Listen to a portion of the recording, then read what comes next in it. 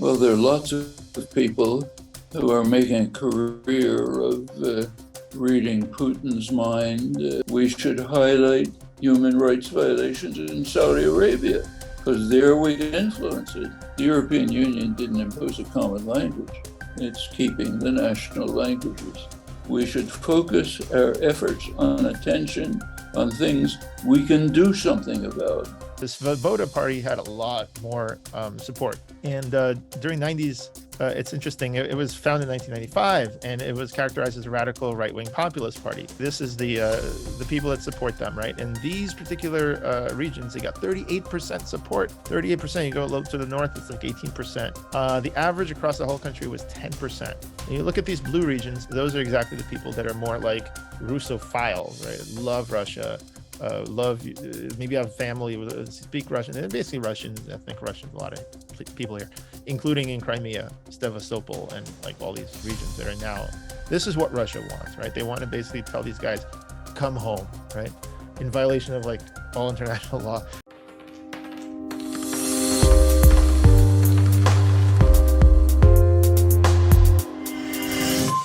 Would you kill other people just to have a flag planted here and not here? Like this used to be some other territory, right? If you look back here, where is Ukraine, right? Poland, Lithuania, Hungary. Like if you look up here, like it was Saxony, okay? This is what I'm talking about, Habsburg Empire. And so a lot of people, remember this, they speak German. I can understand why they don't like Russia. I can understand here what happened is basically the people who live here were Russian, or at least, part of what they believed to be Kievan Rus. Okay, it was like is the Volga over here, and they thought, okay, we're part of one thing, right? And they were concerned about the Mongol hordes back then. And then over here, now these people are part of the Russian Empire, and these people are part of the Austro-Hungarian Empire. So when Ukraine forms over here, okay, a lot of the people living in Western Ukraine simply don't like and resent maybe the Russian influence. Now they have a good reason to. Takhnibok, he got into the Rada, the Verkhovna Rada, which is in the parliament. And one of his first parties right after Ukrainian independence was actually called the Social Nationalist Party of Ukraine. Like literally, that's the Wolfsangel emblem, right? And that's literally like their ideology. Like they started like, oh, great, Ukraine is independent. So going back to this, okay, so you've got this party. Didn't do very well. They recruited skinheads and football hooligans, blah, blah, blah. Okay, that's again, this guy. When he eventually, Svoboda party had a lot more support. And during 90s, it's interesting, it was founded in 1995, and it was characterized as a radical right-wing populist party. But okay, Donald Trump here. Trust me, this is a little bit more radical right-wing and populist. Ethnic ultranationalism and anti-communism. Okay, you can understand that. During 1990s, it was accused of neo-Nazism due to the party's recruitment of skinheads and use of neo-Nazi symbols. Keep in mind, Russia also has a neo-Nazi problem in some areas. Takhnibok was elected 10 years later as a president of the party, and shortly after made efforts to moderate the party's image and changing the party's name and symbols and expelling neo-Nazi and neo-fascist groups. So apparently he's learned a bunch since 1991 when he literally called his party the Social Nationalist Party. Anyway, here's what's interesting is that the party with its symbols and everything, and you'll soon see they have those tiki. Remember the tiki torch in the United States? Well, they had those too. And I'll get to this here. But anyway, the symbolism, yeah, stuff like this, I'll get to the marches. But what's interesting is in 2012, they got growing support. So the support went up, and the support went up exactly in these regions right here, the brown regions. Nothing to do with brown shirts. Just literally, this is the people that support them, right? In these particular regions, they got 38% support. 38%, you go to the north, it's like 18%. The average across the whole country was 10%. 10%. So 10% of Ukraine supported a party like this. Again, could they have supported for other reasons? Sure. Just like Palestinians supported Hamas. I remember in 2006 supported it for social programs that Hamas, the two choices were Hamas or Fatah. But here you have so many choices and you're choosing these guys. Why? Right? And you look at these blue regions, those are exactly the people that are more like Russophiles, right? Love Russia, maybe have family with speak Russian, and basically Russians, ethnic Russians, a lot of people here, including in Crimea, Sevastopol, and like all these regions that are now. This is what Russia wants, right? They want to basically tell these guys, come home, right? In violation of like all international law.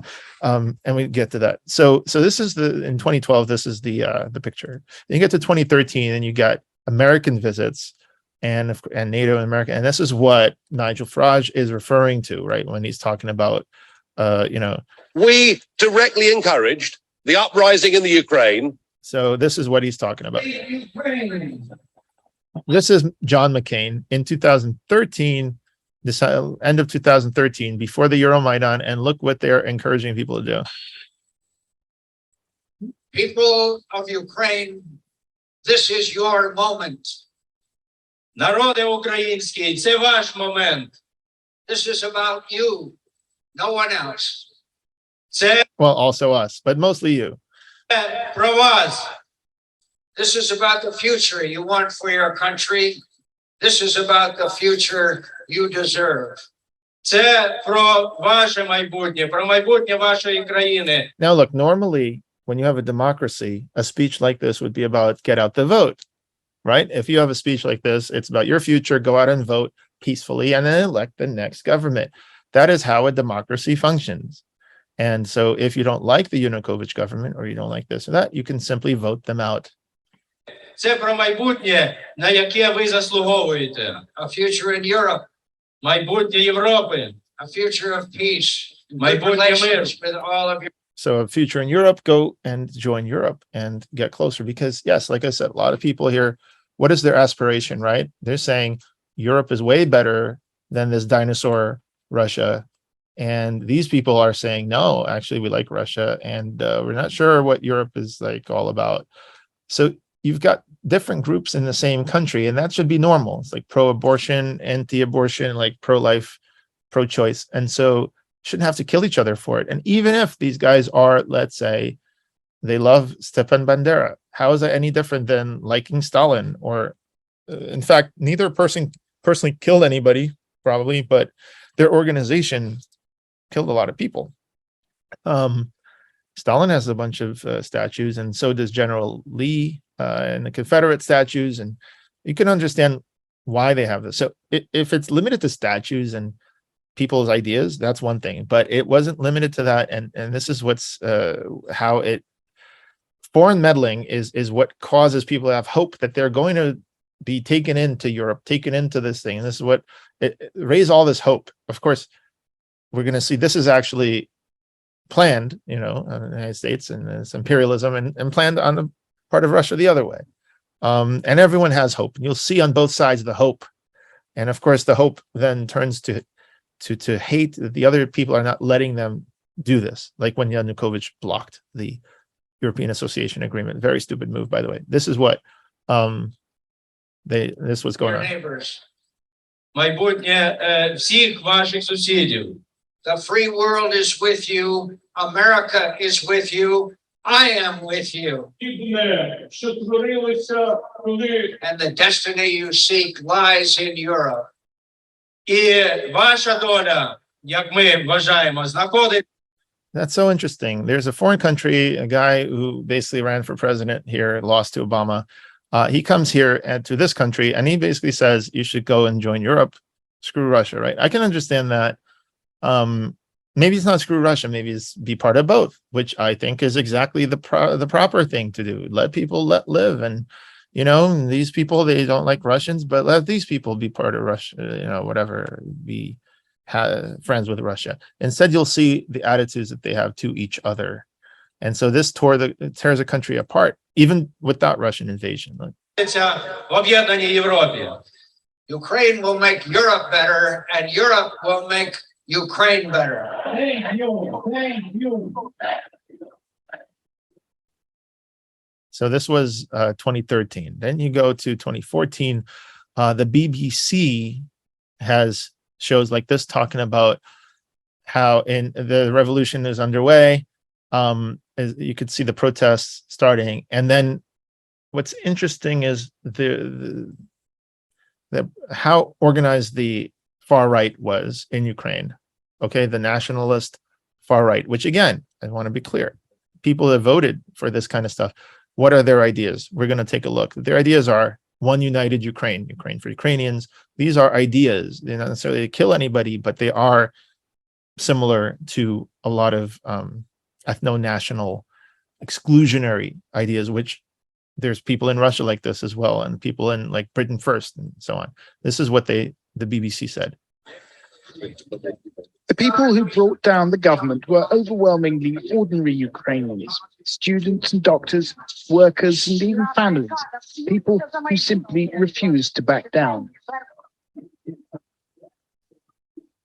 But the most organized and perhaps the most effective were a small number of far-right groups. When it came to confrontations with the small number of far-right groups, but the groups themselves sometimes numbered quite large. So for example, Right Sector, they numbered in about 10,000 people. And we'll get there. We'll talk. BBC had, back then it was mainstream reporting. It is not Putin's propaganda. This is BBC. This is like mainstream. This is the state television of Britain. Okay, Great Britain. And they talk about doing exposés on this. Anyway, this is what they show. The police, it was often the nationalists who were the loudest and the most violent. A group calling itself the Right Sector is perhaps the largest. Its members can be seen marching around Kiev in columns of about a dozen. Mostly they carry baseball bats. Sometimes they carry guns. We met these men posing for pictures outside the burnt-out remains of what was once their headquarters. And they interviewed them.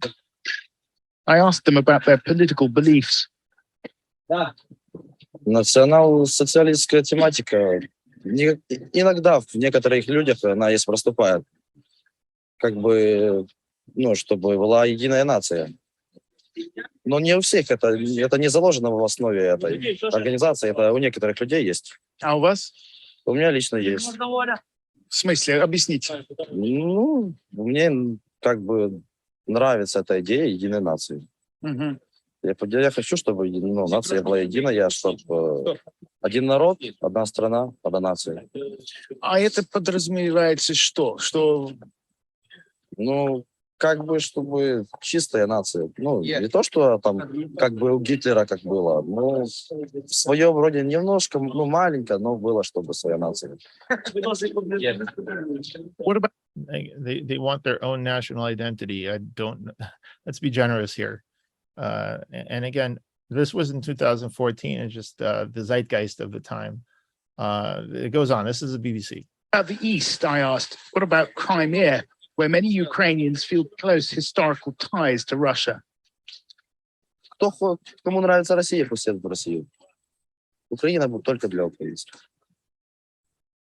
So again, with the falling of Union, a lot of people got their national pride. And the national pride sometimes is above people's lives. Hey, let's kick them out. They don't support our national project.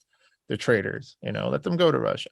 Again, if it's kind of like a peaceful expression of this, it's still not too cool, is it? But it could get worse when people start meddling, when large powers like Russia and the United States start getting involved.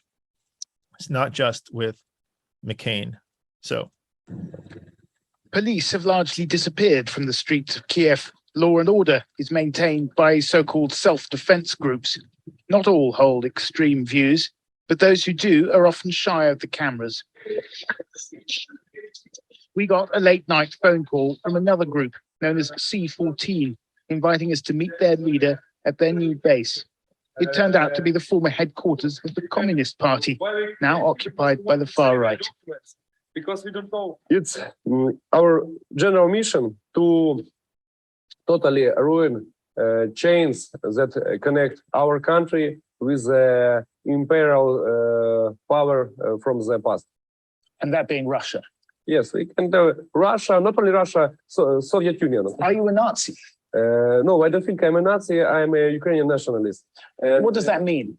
The main confrontation is about that some ethnic groups have control many business structures, some economic, some political forces, and Which ethnic groups? Russians and Jews and the Poles. It may be some non-Ukrainian group control a huge percent of some economic or political power. And of course, in this situation, Ukrainian people have some tension between it, and it causes conflicts. Mr. Karas says his group consists of around 200 men.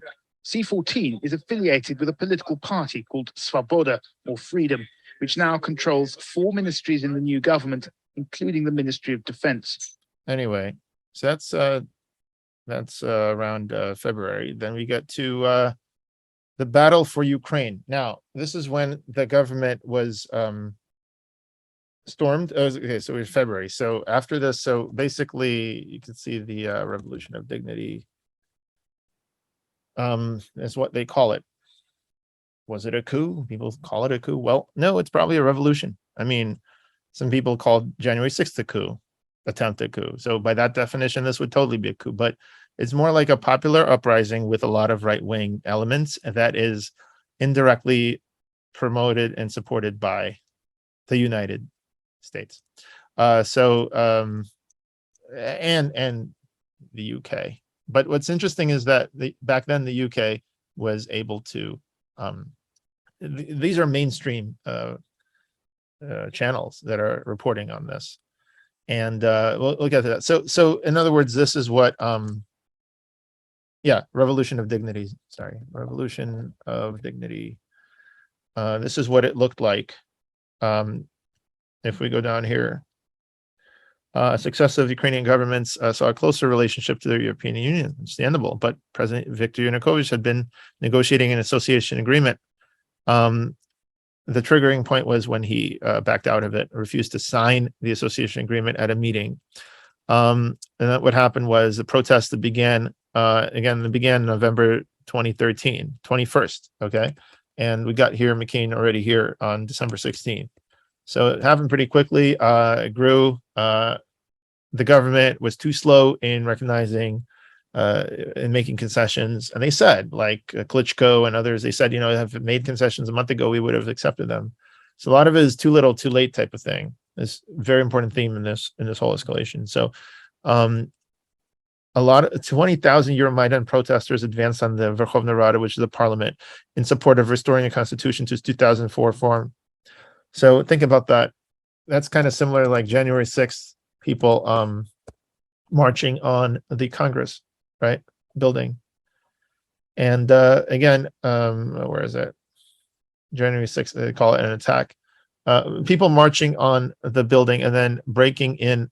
Okay, so these people breaking in had gone. Police blocked the path. Confrontation turned violent.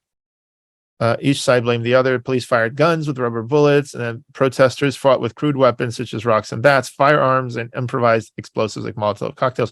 Broke into the headquarters of the Party of Regions, which is Yanukovych's party.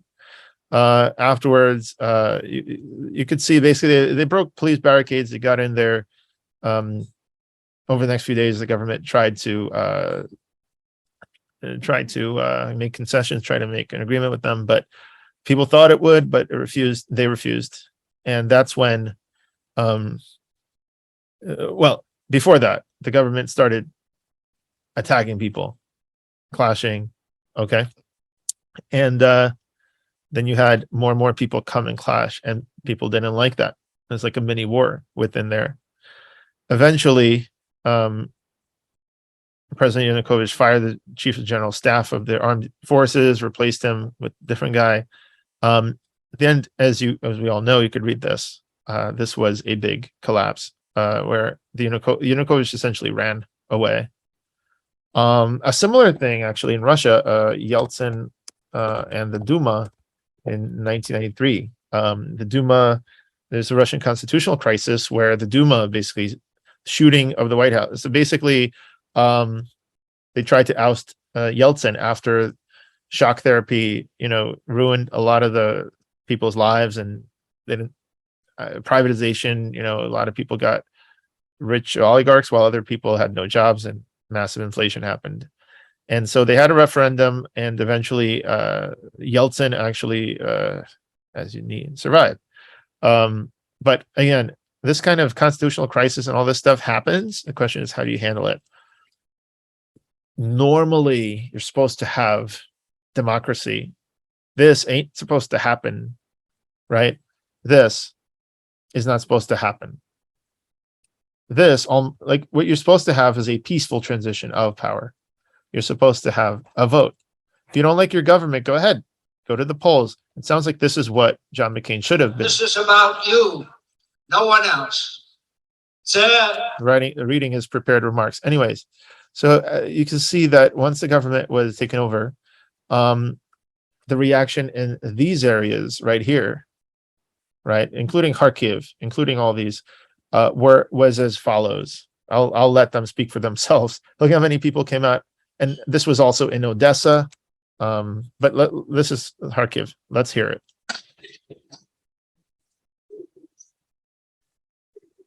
We found a city in turmoil, with violence between groups supporting the new national government and those who wanted to break away and become part of Russia.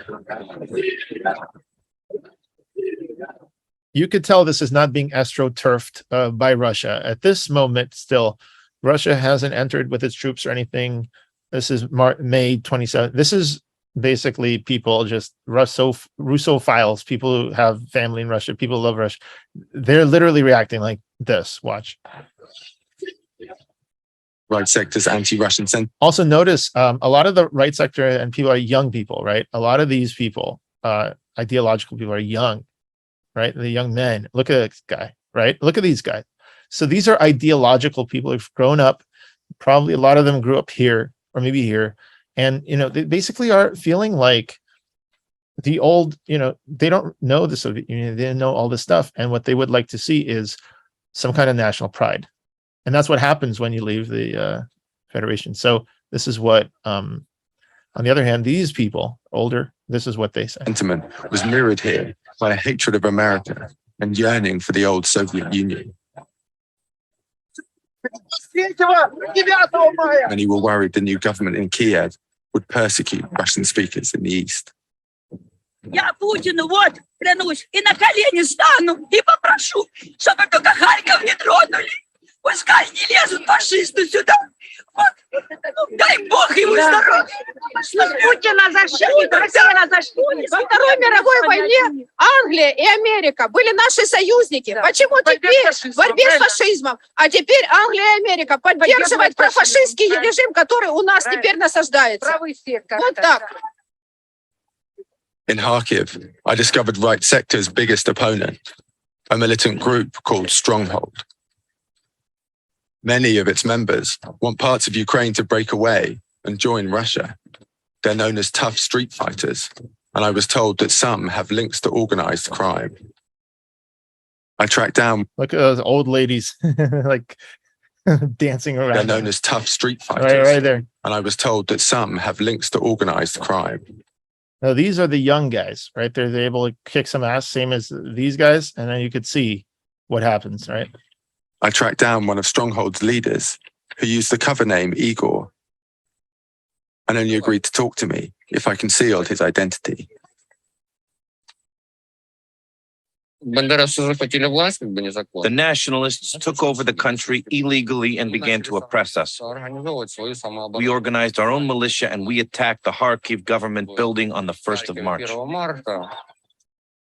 Okay, so they attacked the government building too. So now you have two groups, the Maidan Revolution and the anti-Maidan Revolution. And if you look at the anti-Maidan demonstrations, you'll find that they were all over Ukraine as well, including in Odessa, including others. So they've got the European Square, they've got other anti-Maidans, thousands of people came out. But here, Odessa anti-Maidan, let's see. I think it's gangs. Let's see. Odesa Clashes. This was a big one. In Odessa, there's always a little bit of like tension. They want to secede from Ukraine. They were never really, they're like the Qbix of Ukraine. And so they came out and they were like anti-government like demonstrators as well.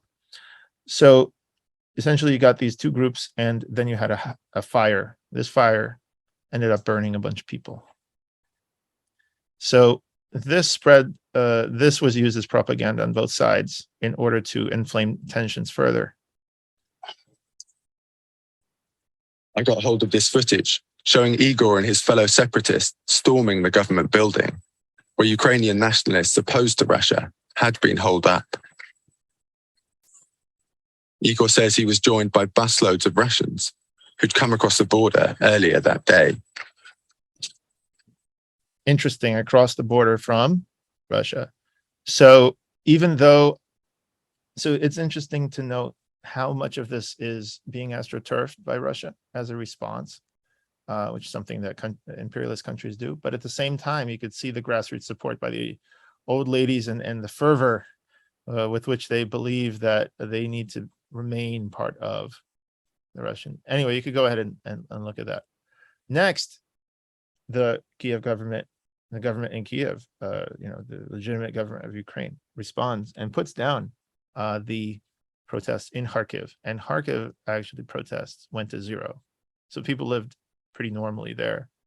On the other hand, in Donetsk and Lugansk, the people were helped by what was essentially imported fighters from Russia. And so they're kind of like the Contras in Nicaragua, basically, for example. And so they were helped. Ukraine started using these things called cluster munitions, the very kind of munitions that you see, for example, in metal darts in Bucha. So this, if you look at Bucha, this is this year, but if you go back, this is October 20, 2014, the beginning of the crackdown. And of course, overwhelming use of force, you think you're the government of Ukraine, you want to crush the separatists. And that's the problem, right? It's like we think in terms of these flags, like I said, you think in terms of, well, now, you got these flags and they represent things. And so if these people think differently, then crush them, right? Maintain order. And you've seen this in like Catalonia, for example, Catalonia referendum. Sure, they arrested all these people. The result, yes, they had a referendum, and guess what? The government tried to prevent it. All these people came out eventually to protest the police raid. Okay, this Catalonia, I was talking about Barcelona, all of this. It's 2017. Okay, in 2017, we also had Iraqi Kurds referendum. Look at the referendum of Iraqi Kurds. You've got similar things. People come out. This is the region, right? The Kurdish region between Syria, Iraq.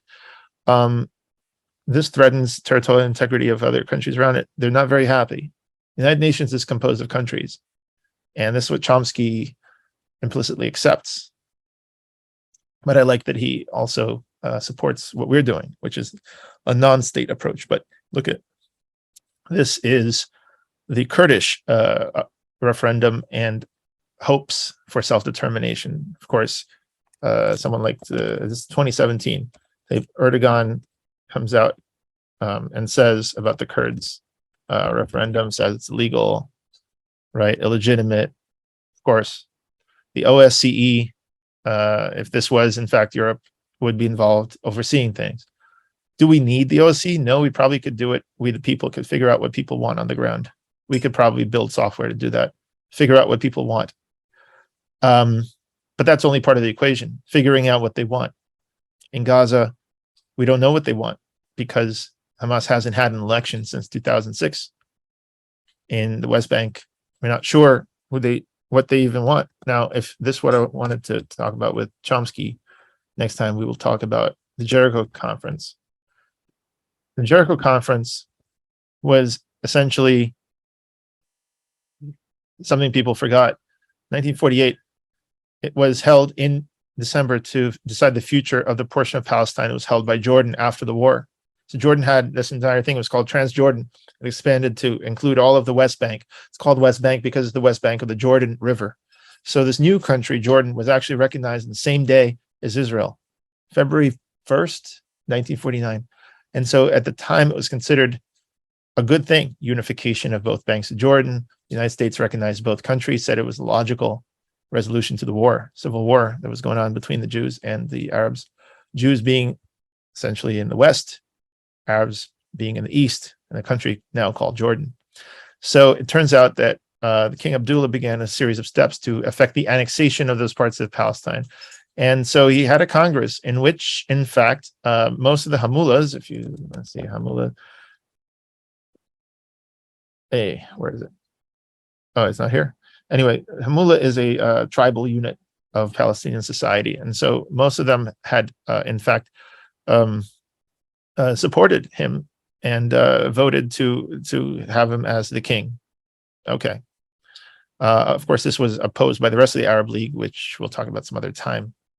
And again, foreign countries meddling and trying to undermine something. But U.S. had privately advised the British French ministers that approved the action represented a logical development of the situation which took place as a free expression of the will of the people.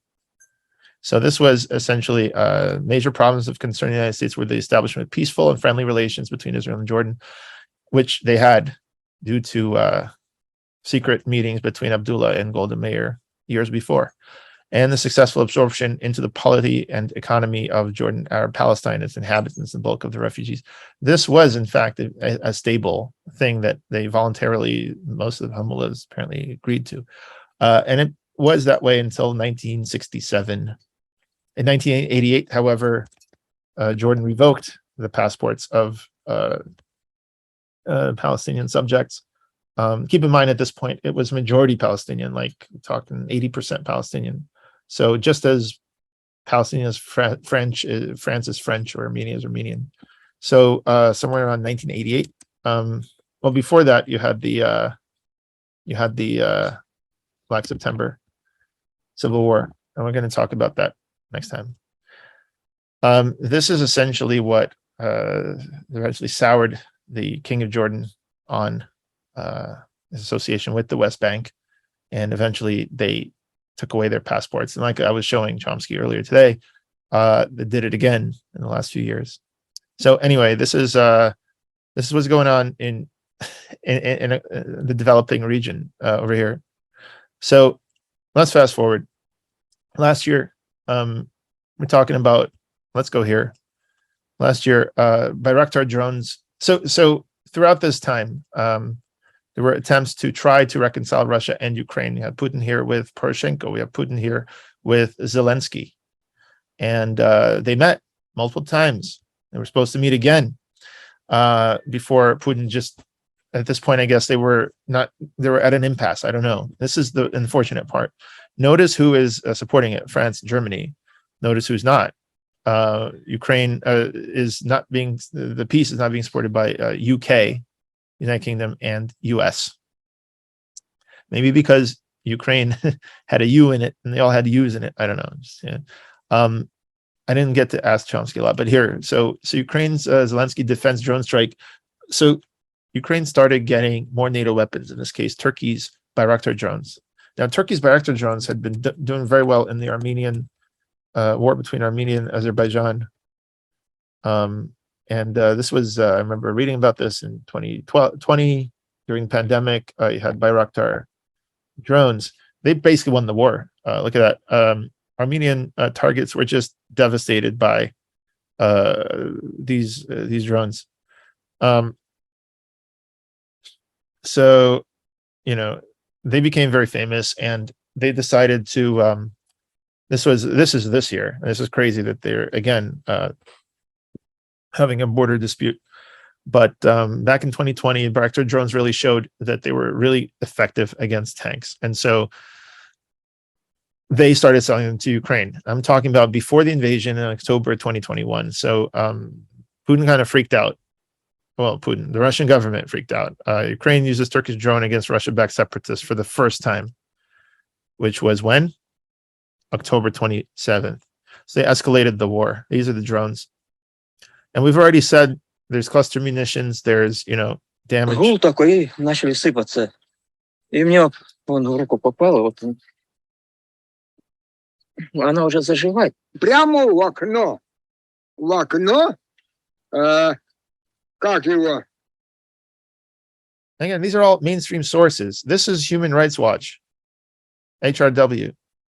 Okay. As far as 2019, you could have human rights groups talk about stuff like this. Haaretz and Electronic Intifada had this article. Rights groups demand that Israel stop arming neo-Nazis in Ukraine. Wow, neo-Nazis are in Ukraine? Yes. They were all talking about this up until, could blame Israel. They could totally talk about it. And then later, Israel started fighting alongside again, these are all very complicated things. Israelis have friends in Ukraine. There's a lot of good relations now with Ukrainians. This was 2018. A group of more than 40 human rights activists have filed a petition with the High Court of Justice, demanding the cessation of Israeli arms exports to Ukraine. Why? Who are they going to? They argue that these weapons serve forces that openly espouse a neo-Nazi ideology and cite evidence that the right-wing Azov militia became kind of the dominant in that area, which I showed. Azov was mostly operating in that eastern area of Ukraine. So this area here. And they're concerned that these weapons are falling in the wrong hands. It's kind of like, when the US funded the Al-Nusra Front indirectly by funding the Free Syrian Army.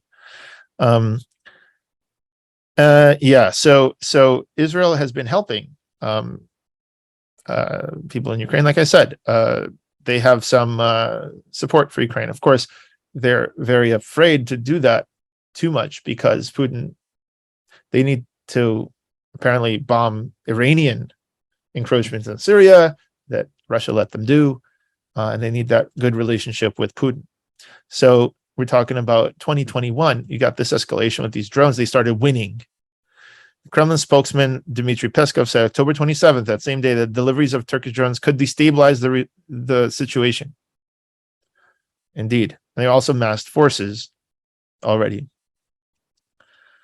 So what's interesting is that then Zelensky went further, and this is a world socialist website. It's interesting that many socialists or lefties write about this stuff. You don't see this elsewhere, probably because in Ukraine you have more of the right wing, right? You've got, like I said, these guys, right? And these guys have said, we don't want any peace. We don't want anything. Like Pope Francis is a lefty, right? They want peace. Like a lot of the times, it's interesting how much of the left protests against NATO, like in Spain when they protested, NATO protest earlier this year. A lot of these things in Austria right now, currently they're protesting the high costs, right? And so these are all lefties pretty much, right? These are people who are social, and they're against NATO, okay? And typically they're against the world globalist regime. So you would think that socialists would like a global workers of the world unite, but no, because they want the workers of the world to unite, not the elites of the world, if you will.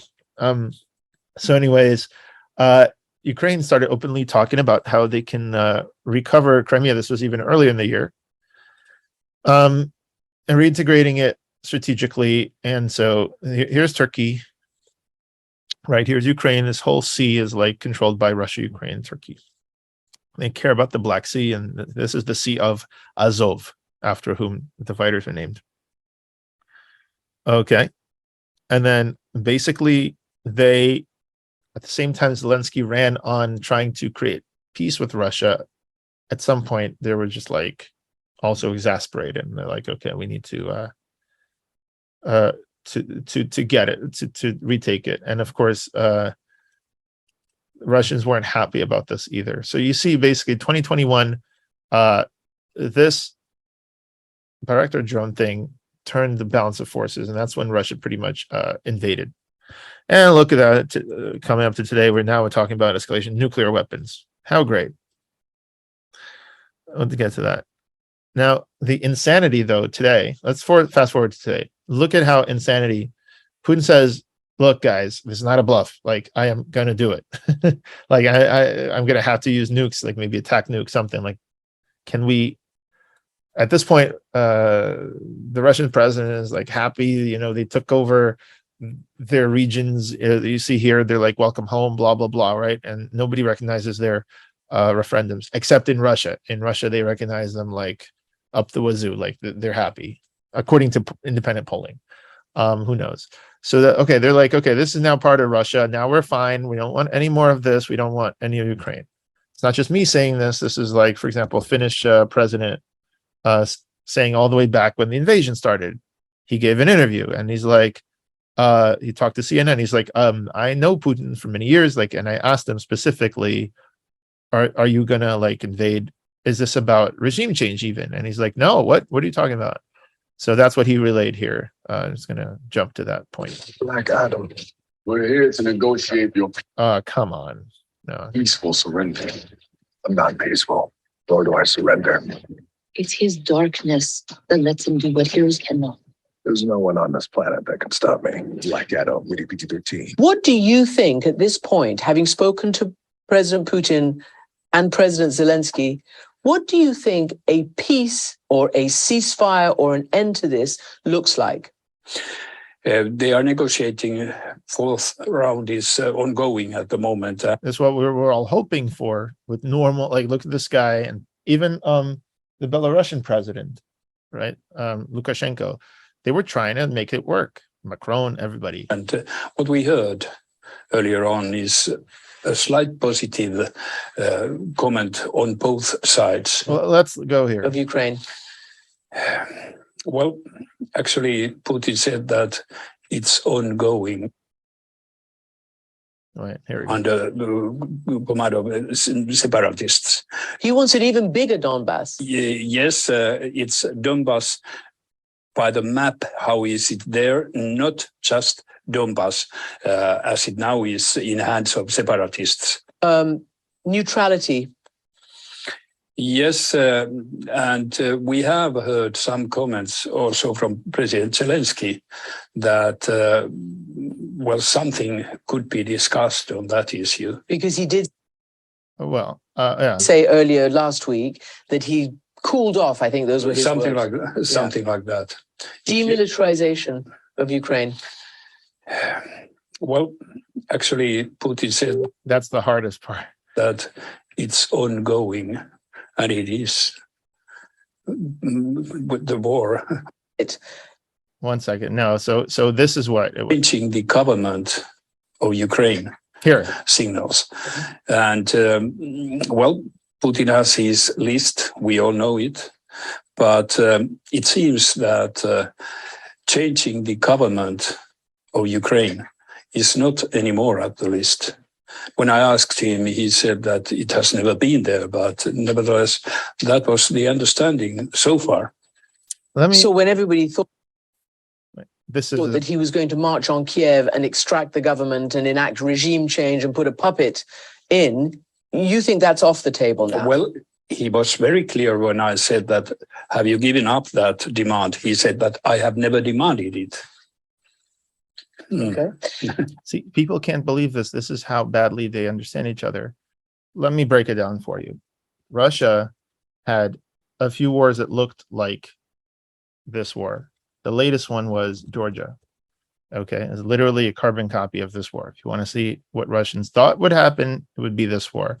There were two breakaway republics, Abkhazia and South Ossetia. And yes, they had different ethnic groups, different histories, and they also wanted to be independent of Georgia, which, if you remember, was part of the Soviet Union. So it's kind of common when things happen like this, like the Kurds in Iraq. Okay, the Turkish Ottoman Empire falls, and you've got like Syria, Iraq, right? And you put a king in there like Faisal, but there's these like Kurds and others that have their own ideas, right? Yazidis, whatever. So similarly here, the Soviet Union falls apart, and you got here the Georgians, and you got the Abkhazia and South Ossetia. And so Russians in North Ossetia is part of Russia. South Ossetia is not. I guess these people consider themselves to be distinct. Georgians live here. Georgians live here. Of course, they don't treat Georgians very nicely. I think Abkhazia they did, and Ossetia they didn't. Georgians started attacking these guys, and in the end of the day, Russia sent its troops in.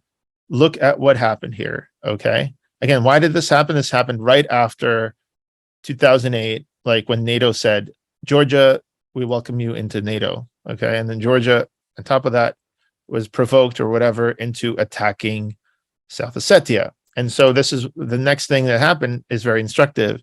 Russia falsely, Russia falsely accused Georgia of committing genocide and aggression against South Ossetia. Sounds familiar, right?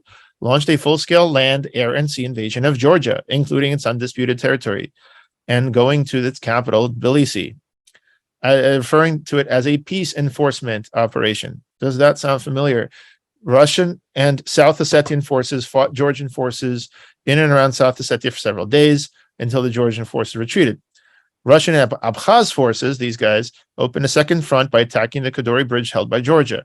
Russian naval forces blockaded part of the Georgian Black Sea coastline, which is here.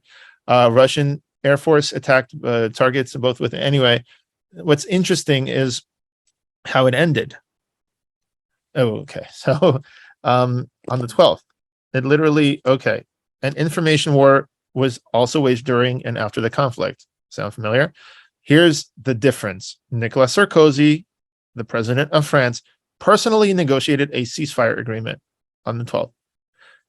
That's it. And then Russia recognized the independence of Abkhazia and South Ossetia from Georgia. And the Georgian government severed diplomatic relations with Russia for a while. But Georgia's still there. They didn't lose any people after that. Russian international relations were largely unharmed. The war displaced 192,000 people. Many returned to their homes after the war. So, a lot better. Similarly, in Kosovo and Yugoslavia bombing, the Serbs, Yugoslavs surrendered pretty quickly, and Yugoslavia and people are still there. Now, Russia thought this would happen here. They thought that they would march on Kiev. And they have the column of otherwise it's a stupid thing. You really think you could hold an entire country with a small number of troops? What are you going to do? Let's say you take out the president. What are you going to do? They didn't have that many troops. It doesn't make sense. Wouldn't it make more sense if they thought they would just do a clone of this war, right? They always say Russia fights the last war.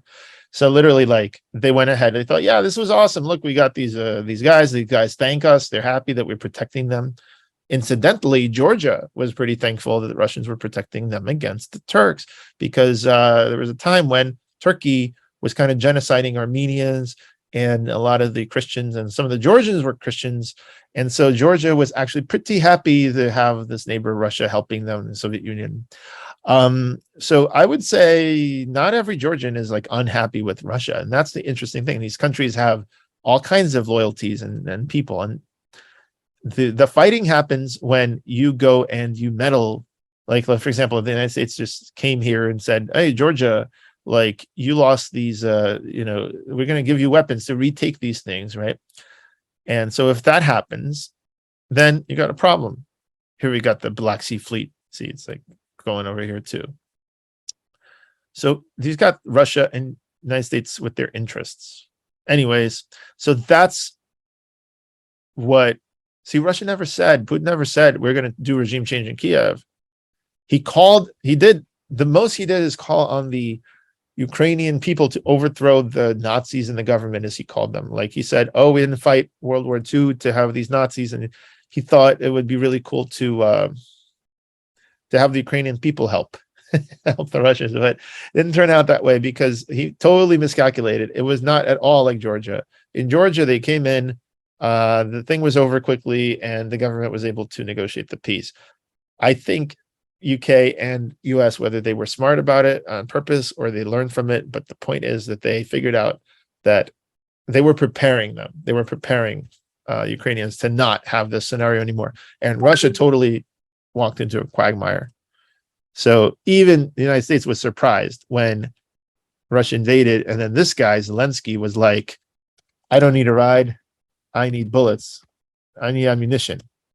I still to this day don't know what he said in actual Russian or Ukrainian. Maybe he said it in English. But he stayed. He stayed, and that was the point at which that inspired all the Ukrainians to fight. A lot of people like Chomsky and myself were pacifists. We don't want to see people fighting so much, even if they're defending their own land, because like I said, remember, this land changes all the time. Sure, you defend it now, but what about in 30 years when something else happens and then, suddenly this land is that or whatever? To libertarians, this is normal to say that this is just one aspect of your life, and you should think about other things and perhaps even unbundle all these services like roads and health and whatever from the government, not to have a monopoly, have like a free market, like you've got a fire department, a fire agency, and the entire neighborhood pays them. If they don't like them, next year they renew the contract with them or someone else. So all of this should be nonsense, let alone, escalating to World War III, and people beg them to stop. Now, the only way we could do it in the statist world is to have, like I said, a union where all of these things are rendered stupid. Having your nationalism, have your nationalism. I love New York. I really love New York. I love New York, right? You could wear this all day long, but you're not going to kill people over it. You're not going to say New York for New Yorkers. You got open borders, right? New Jersey people, you're not so bad. Bridge and tunnel crowd. So like, that's the attitude people should have. But instead, the attitude they have is like, this guy, right? Well, look, on the one hand, you have this, right? What's the idea? We have the idea of like one nation, one people, one country. You don't have that when you're like in New York, part of the United States, right? And similarly, you have all of these people that are like crying, like, oh my God, we're going to be overrun by these guys, right? And then they go ahead and sector. And so you could see this if you go, all you have to do is just Google. And then when you Google, like Google anything, Google right sector, and then you just put before, you put the before date. And all of a sudden, all of that stuff that, was mainstream back then, okay, all of that stuff you could find. All right. So the idea, look, you've got the right sector. You see this here, right? It's the same symbol. It's nationalist. Look, like I said, I have no problem with nationalist symbols. People could be proud of their nation. They could be proud of Stepan Bandera. But at this, proud of Ukrainian nationhood, fine. But not to the extent of starting to talk about specific people, talk about one nation, one people, one country, and then a clean nation. And then, if they want, Ukraine should just be for Ukrainians. Those who like Russia, let them move to Russia. This is the dangerous part, right? This is like the deportation of Crimean Tatars. This is like this ethnic group. They're the problem, right? So the story of Ukraine is that you essentially have a history where this history is different than this history, which is normal. You have different groups, and then they should be able to hold peaceful elections. Instead, what they had is a Euromaidan revolution, and the United States definitely helped to foment and support. This is about the future you want for your country. This is about the future you deserve. Look, by giving them hope, they made them overthrow their government. Then, by supporting them with weapons, they were able to hurt these guys.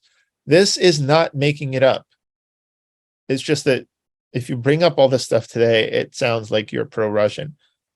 I hope you can understand. I am not at all in favor of Russian imperialism. What Russia has done is what US has done in Nicaragua and other places around the world. It has trained separatists. It has helped these separatists. But at the same time, you can't say that they have astroturfed this entire this entire revolution and all these groups. So these groups were organic. The best thing Russia could have done is stay out and let Ukraine do what they did in Catalonia, which is they arrested everybody. And look at Kharkiv, it restored order. If Russia had done that, I guess Russia would have thought that these guys would be in charge, not the young guys, but these guys, right? And what we know now, and I think the lessons here are that if you leave well enough alone, you'll find that they lost support and people moved on. Okay, this is the cool thing. They moved on. And if Russia had just done nothing, if Israel had done nothing, then in 2014, right, Gaza, like, this is similar. Like, look, June 2014, the Gaza War. I can go through it, but like, I'll go through it. April Doha, Fatah and Hamas finally, after many years, they make a reconciliation. Okay, somewhere. So let's do before 2014. Okay, somewhere in April. There we go. This was the beginning. If they combined, right, Fatah and Hamas, if they combined, Likud would not be very happy. And so Likud actually looked around for a reason to escalate with Hamas. And they found it. I'll go into this another time. But not to say that Hamas is a nice organization or anything, but they were about to cede control to Fatah completely because they ran out of money. So, out of money. Anyway, you could read all about it. This is the thing. If you remember the past, then you're going to feel like people are trying to make you forget it. Because this is the past. This is what really happened. This is how the war went. And now we're currently at a point where we're escalating. The U.S. is developing contingency plans for possible Russian escalation in its war in Ukraine. I don't even want to know. But if we want to stop all this, like I said, we're not ready for a libertarian future, at least have frameworks for de-escalating, frameworks for seeing that this kind of stuff is not a big deal. Update some maps, update whatever, and then figure shit out in the courts. So here are some videos you could play and show what people were saying back in 2014. There's some contradictions in the last few years, including, of course, the bombing of Libya, the desire to arm the rebels in Syria, has been the unnecessary provocation of Vladimir Putin. This is 2014, September. This EU empire, ever seeking to expand, stated its territorial claim on the Ukraine some years ago. Just to make that worse, of course, some NATO members said they too would like the Ukraine to join NATO. We directly encouraged the uprising in the Ukraine that led to the toppling of the president, Yanukovych. And that led, of course, in turn... They don't agree with that, many of the people here. We're going to explore that. I didn't have time with Chomsky, but this could be a very instructive thing for the next half hour. To Vladimir Putin reacting. And the moral of the story is if you poke the Russian bear with a stick, don't be surprised when he reacts.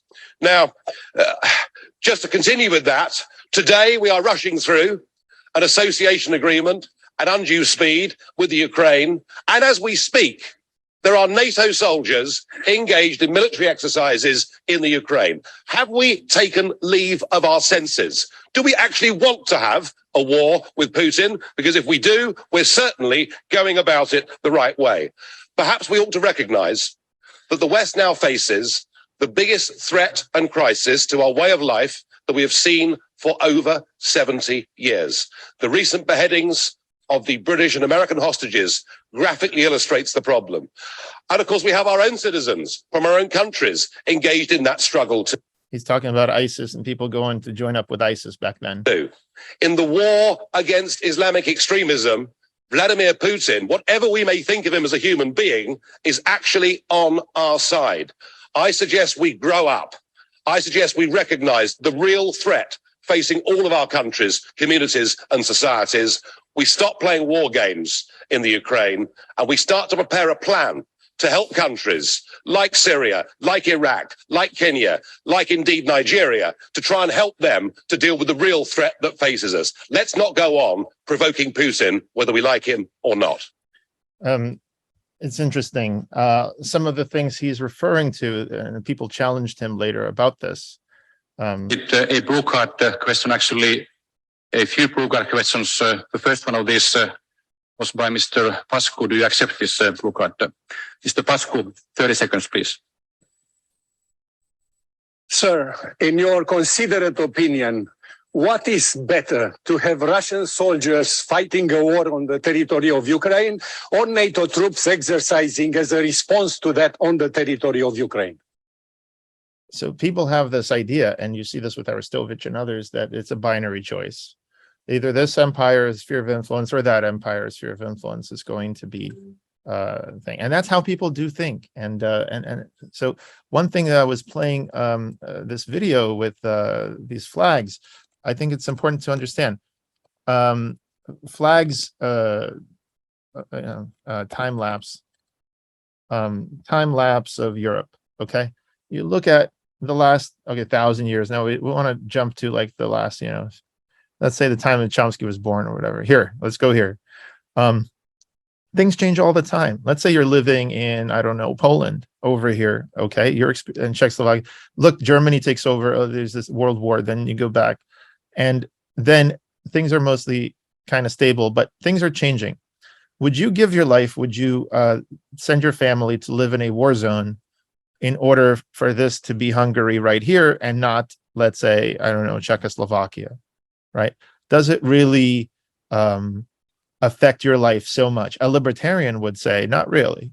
Yes, the flag is different, but you go to work the next day, you see your friends, you make money, you see your family, right? You see those little changes right here? Oh, look, there's a bunch of changes. They just broke up the Soviet Union. Now, a lot of these, there's going to be a war now between these two countries, right? So the thing is, though, is like, if you take a different perspective, I'm not saying you have to say taxation is theft or, those kinds of things. I'm saying, would you kill other people just to have a flag planted here and not here? Like, this used to be some other territory, right? If you look back here, where is Ukraine, right? Poland, Lithuania, Hungary. Like, if you look up here, like it was Saxony, okay? This is what I'm talking about, Habsburg Empire. And so a lot of people, remember this, they speak German. I can understand why they don't like Russia. I can understand here what happened is basically the people who live here were Russian, or at least, part of what they believed to be Kievan Rus, okay? It was like, is the Volga over here, and they thought, okay, we're part of one thing, right? And they were concerned about the Mongol hordes back then. And then over here, now these people are part of the Russian Empire, and these people are part of the Austro-Hungarian Empire. So when Ukraine forms over here, okay, a lot of the people living in Western Ukraine simply don't like and resent maybe the Russian influence. Now, they have a good reason to, because one of the things that happened is the Holodomor. The Holodomor is a Ukrainian pronunciation of Golodomor or Holodomor, and essentially it is a famine.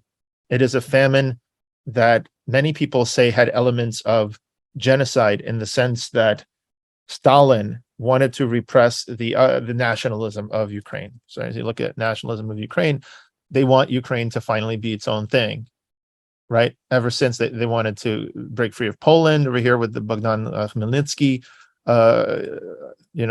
independence uprising, and then during we didn't get to the World War II yet. Here it was during 1932, 1933 that killed millions of Ukrainians. Now, whether it is a genocide or not is hard to say, because there was a big famine throughout the Soviet Union, major grain producing areas. We also, it's ironic, because in the United States there was actually a glut, because people invented combines and there was a dust bowl. Too much was planted. But here, Stalin had a bunch of crazy things, collectivization. Then he had also Lysenko as an advisor, Lysenkoism, where they basically planted a lot of stuff that didn't grow very well, because of this guy who wasn't even a real scientist, I guess. And then they also executed a bunch of geneticists because they just didn't like the eugenics stuff, which I can understand. But lots of stupidity, again, statist stuff. If you look at China with Mao Zedong, you have the Great Famine. Okay, that was a little later, but same kind of thing with collectivization. You may say, okay, well, socialism sucks and socialism leads to this, and you could be right. But then look at for example, Irish potato famine. That was explicitly a capitalist state enforced thing, because in the Irish potato famine, where incidentally 15% of the entire country died of hunger, essentially, I think, or it had so many refugees leaving, including to the United States, selling themselves into indentured servitude and everything, is that if you read about this, you will find out that the middleman system for managing landed property, rent collection was left in the hands of landlords. Basically, a lot of the incentives in the capitalist system of helping the landlords was wrong. or couldn't adapt to this. And of course, you got other famines, like after Holodomor, you had the Bengal in India under the British Raj. Of course, you had the Dutch East India Company. For sure, a lot of capitalism there. 2 to 4 million Bengalis perished. This was 1943. Okay, and then we got one in China from ostensibly a socialist thing. No, Chomsky says could have been even worse, and he brings out these figures by Amartya Sen, I think, about China. But anyways, the point is, it's hard to understand exactly what mass economic system was causing it. Crisis Capitalism is a very good video that you should watch. Basically, Crisis Capitalism talks about, well, basically about how, you know, we go into all these countries like Bolivia, like let's say Guatemala starting. I mean, it's imperialism by another name. So we try to help them and we say, let's deregulate, let's have a free market, so on. But a lot of times that also leads to inflation, and it leads to joblessness, and it leads to problems. So the United States, you probably know this, goes and intervenes in lots of countries like Guatemala. Fruit Company, on behalf of this fruit company, the United Fruit Company, they decided to essentially topple the regime. Okay, well, this was, you know, back in the beginning of the 20th century. Okay, then they do similar things in like Iran. They do for British Petroleum, right? CIA and MI5. They go ahead and essentially, you could read the history. They install a Shah, right? That's for Turf Revolution. Again, they don't like when countries start nationalizing their stuff. You talk about Salvador Allende in, for example, in Chile, right? Started to nationalize a bunch of industries. Nixon didn't like it. Sent the CIA, just created a coup, took him out, got a bunch of literal Nazis in the Pinochet camp, because the Nazis had gone to Chile to escape the the Hague and a lot of other stuff.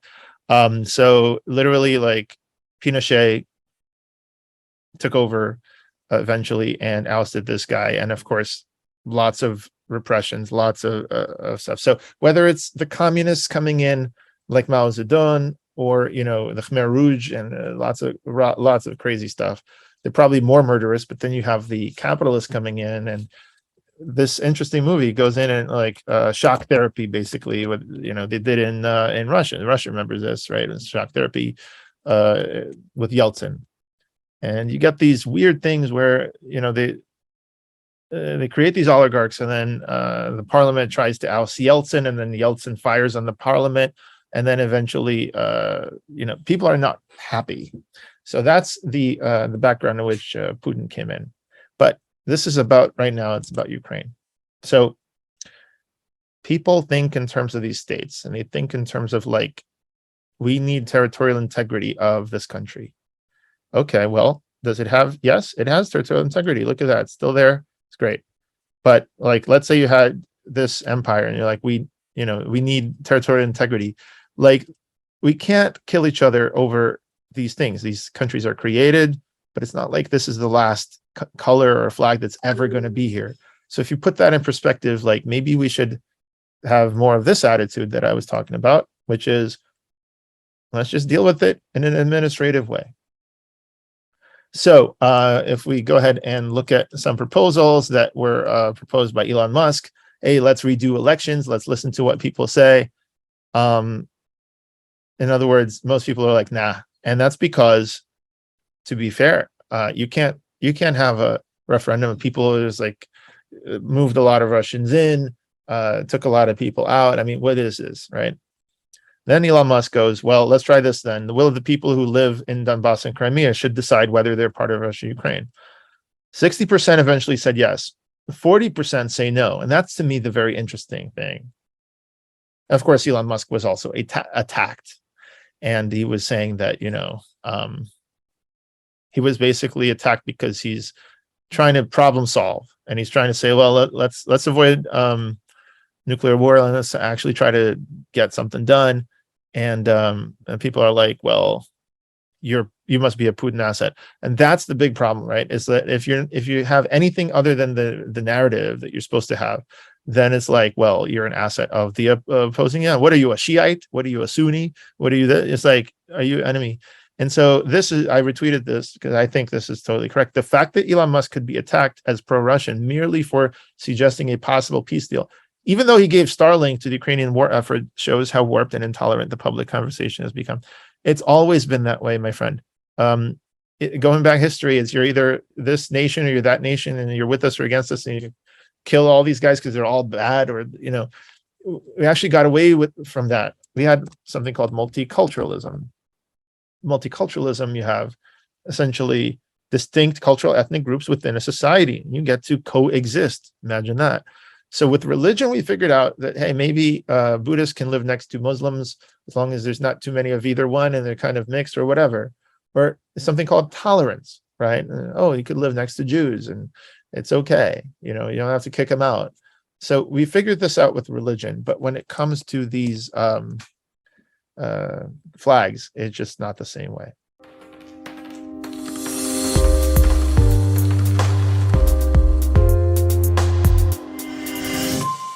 In the first half of this program, we have Noam Chomsky joining us. I wanted to speak about the current events and the nuclear clock and the nuclear escalation that seems to be becoming more and more serious. I also want to go through the history of the Russia-Ukraine conflict and kind of show videos which were from 2014 and 2015 from mainstream sources like the BBC, like The Guardian, PBS, and others. I think it's important to have it all kind of in one place, because I think a lot of people around the world are just sort of experiencing whatever they're being told in their bubble on Earth. And unfortunately, because of these echo chambers, we might be headed to a very bad place with nuclear escalation. As far as I know, Noam, is there anything in place to de-escalate once a nuclear or a tactical nuke has been deployed? Is there anything in the international law that can put the brakes on, let cooler heads prevail? Or is it all just making it up as we go along? Well, there have been, if you go through, I would start even earlier than 2014, but that's a good place. But if you go through the detailed record, what has happened is constant steps in escalation, in making it harder to reach a settlement. This continues right up until days before the invasion. So I don't know if you're going to show this here, but Emmanuel Macron was trying, the leading statesman in Europe, French president, was trying very hard with some German support to reach an accommodation with President Putin that would fend off the war, the invasion. We have the transcripts of his conversation with Putin. It was published in a French journal. You can read them. And it goes up to 4 days before the invasion. Macron was providing options of the kind that are familiar, that I'm sure are there in your presentation. Considerations about neutralization of Ukraine, offering that. Referenda in the Donbass region, efforts to move towards a Minsk-style federal arrangement, putting off the question of Crimea, as even President Zelensky has suggested. It's just can't deal with it right now. That's the basic framework, which has been pretty well understood. Putin listened, he didn't reject it, he didn't accept it. And finally, at the very end, 4 days before the invasion, he basically dismissed it with contempt. He said, sorry, I have to go off ice skating. Those were his words. Okay, closed it off. Well, there are continuing possibilities. As the war continues, possibilities narrow. Both sides get more committed, harder and harder to find a settlement. It's the way wars work. The most recent we know of was last April. We have credible evidence that in April, there were Ukraine-Russia negotiations under Turkish auspices, which may have been getting somewhere. We don't have details, but we do know that Prime Minister Boris Johnson flew to Ukraine and informed Ukraine that the US and Britain, he calls it the West, but it means US and Britain, do not want negotiations at this point. He was followed by US Defense Secretary Lloyd Austin.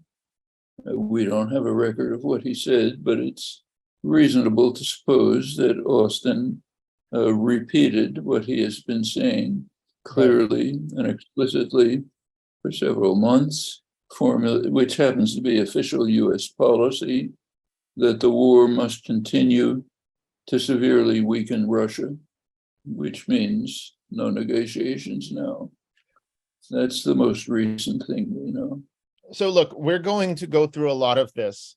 And I do want to say that it's very reminiscent of the war in Afghanistan with Brzezinski talking about essentially the same sort of pep talk that you see here.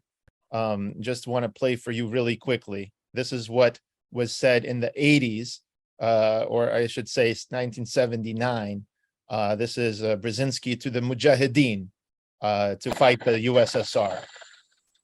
U.S. National Security Advisor Brzezinski flew to Pakistan to set about rallying resistance. He wanted to arm the Mujahideen without revealing America's role. On the Afghan border near the Khyber Pass, he urged the soldiers of God to redouble their efforts. We know of their deep belief in God, and we are confident that their struggle will succeed. That land over there is yours. You'll go back to it one day because your fight will prevail and you'll have your homes and your mosques back again because your cause is right and God is on your side.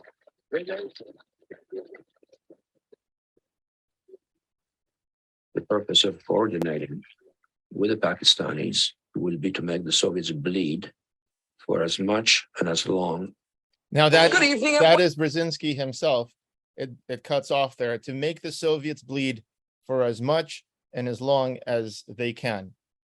Is that the calculus that you think is happening currently with the US and the UK, in the sense that, well, Russia is now in a quagmire, and if they supply weapons endlessly, but not too good, the weapons can't be too good because then Russia will freak out and there will be escalation, but just essentially the same playbook as with Afghanistan to drag it out over several years, because in that war, as we know, 1 million civilians just died. A lot of people died, and there were foreign fighters, which they called the Afghan Arabs, and others coming as well for war tourism and all kinds of things. Is that the kind of situation that you see happening in Ukraine today? There's a lot of similarity. And I should say that by now, we have detailed information about Brzezinski's role and about from him himself, in fact, and about what was happening through the period of the Russian invasion of Afghanistan. First of all, we now have the Russian archives. They've been made public. They're discussed in detail, reviewed in detail by historian David Gibbs. So we have those. We have a detailed study from the highest sources of what happened, how the Russian withdrawal took place. A very important book by Diego Cordovez and Zelig Harrison arrange and carry through the Russian withdrawal. Zelig Harrison is a leading journalist and specialist on Afghanistan, highly regarded. Their book is definitive. We have the Russian archives which support them, and we have Brzezinski's own testimony, detailed interview he had in France around 1988, towards the end of the war, in which he describes what was happening. All fits together. What it shows is, to put it very simply, in the words of Cordovez and Harrison, that the US was fighting Russia to the last Afghan. When this is put to Brzezinski, pretty much in those words, who takes credit for it, incidentally, he's not trying to get around it. He says, sure, I initiated Carter, I got Carter to draw the Russians in by military actions that would undermine their government. I'm very happy with what happened. Try to drag it out. He's asked by the reporter, what about all the terrible things that happened to Afghanistan? And Brzezinski says something like this. He says, look, what is more important, weakening Russia or a couple of agitated Muslims? That's his phrase. Among those agitated Muslims are 1 million cadavers. But who cares? We were able to weaken Russia. It was a great triumph. So as Cordovez and Harrison put it, the United States was fighting Russia to the last Afghan. So let's come forward to the United States and Ukraine. You can now read high-level US commentators, highly placed ones, who are saying the same thing. One of them is John Quigley. John Quigley was the State Department, US State Department representative in the European-based international negotiations to try to deal with the world after the collapse of the Soviet Union.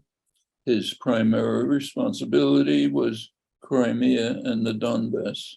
Of course, been involved in it very, very closely since. Can't get higher level than that. He's recently said it's harder and harder to avoid the impression that the US is in Ukraine, is fighting the Russians to the last Ukrainian. Same phrase.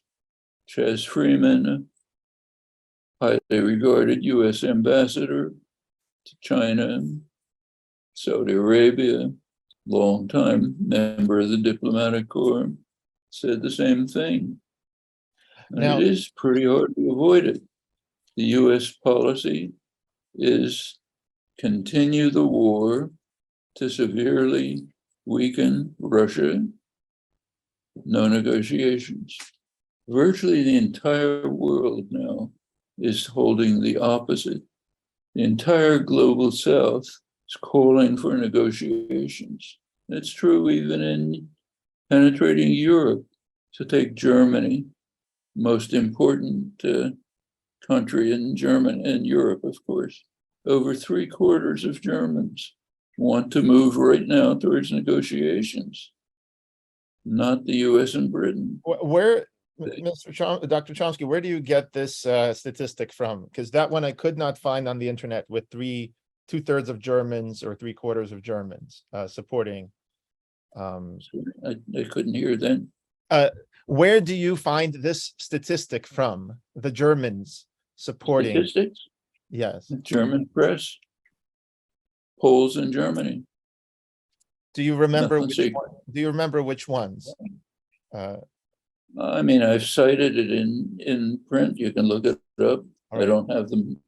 I don't have it in memory. I do. So I want to say, well, I want to just give some evidence for what you're saying in general. Russia has always been hearing from China and India that they would like to see a negotiated settlement, a diplomatic process take place in Ukraine. In fact, we saw that, like you said, the Normandy format. Many people think of Minsk agreements as only taking place in Minsk. However, as we know, Angela Merkel and at that time Hollande and then Macron got Putin together with the presidents of Ukraine, first Poroshenko and then Zelensky. They tried for years. And so that shows that France and Germany as well wanted to see an end to the war. Then we have the Pope, obviously out of the Vatican, just recently begging, here it says that begs Putin, but then right in the subtitle says, calls on Zelensky to be open to any serious peace proposal. I do want to cut into the substance, though. There are certain things that you say and some other people say, certain things that some people say that I don't see much evidence for, and I would like to ask you where you get it from. So there are two alternate stories as to why Ukraine walked away from the negotiations. I personally was in contact with some of the Ukrainian negotiators on Facebook. I have screenshots of people begging them to make a deal with Russia. However, SBU actually killed one of the peace negotiators. So they killed this guy, Denis Kireev, 45, amid the negotiations. I should point out he was selected by Zelensky himself. At the time, the ministry in Ukraine claimed he was a hero, and he was killed during an operation to defend the nation. But the SBU, which is Ukrainians' KGB, claimed that he was a spy. Regardless of what it was, the negotiations did not seem to be super serious because, as you could recall, the first few days they didn't even get to the city. They were venue shopping, where to go. And then they spent 2 hours or 3 hours and adjourned, and so on. But here is the thing that I saw that the negotiations started to become more serious in March with Kuleba as well as Lavrov in Turkey, reaching almost agreement on almost every point, Ukraine not being in NATO and so on. But then one of two things happened.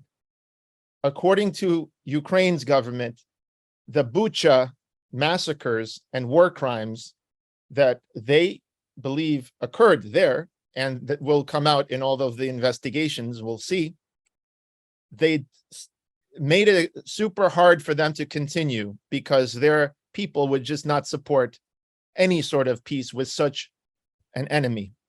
On the other hand, you're saying that it was due to Boris Johnson's visit, of which I don't think we have any transcripts.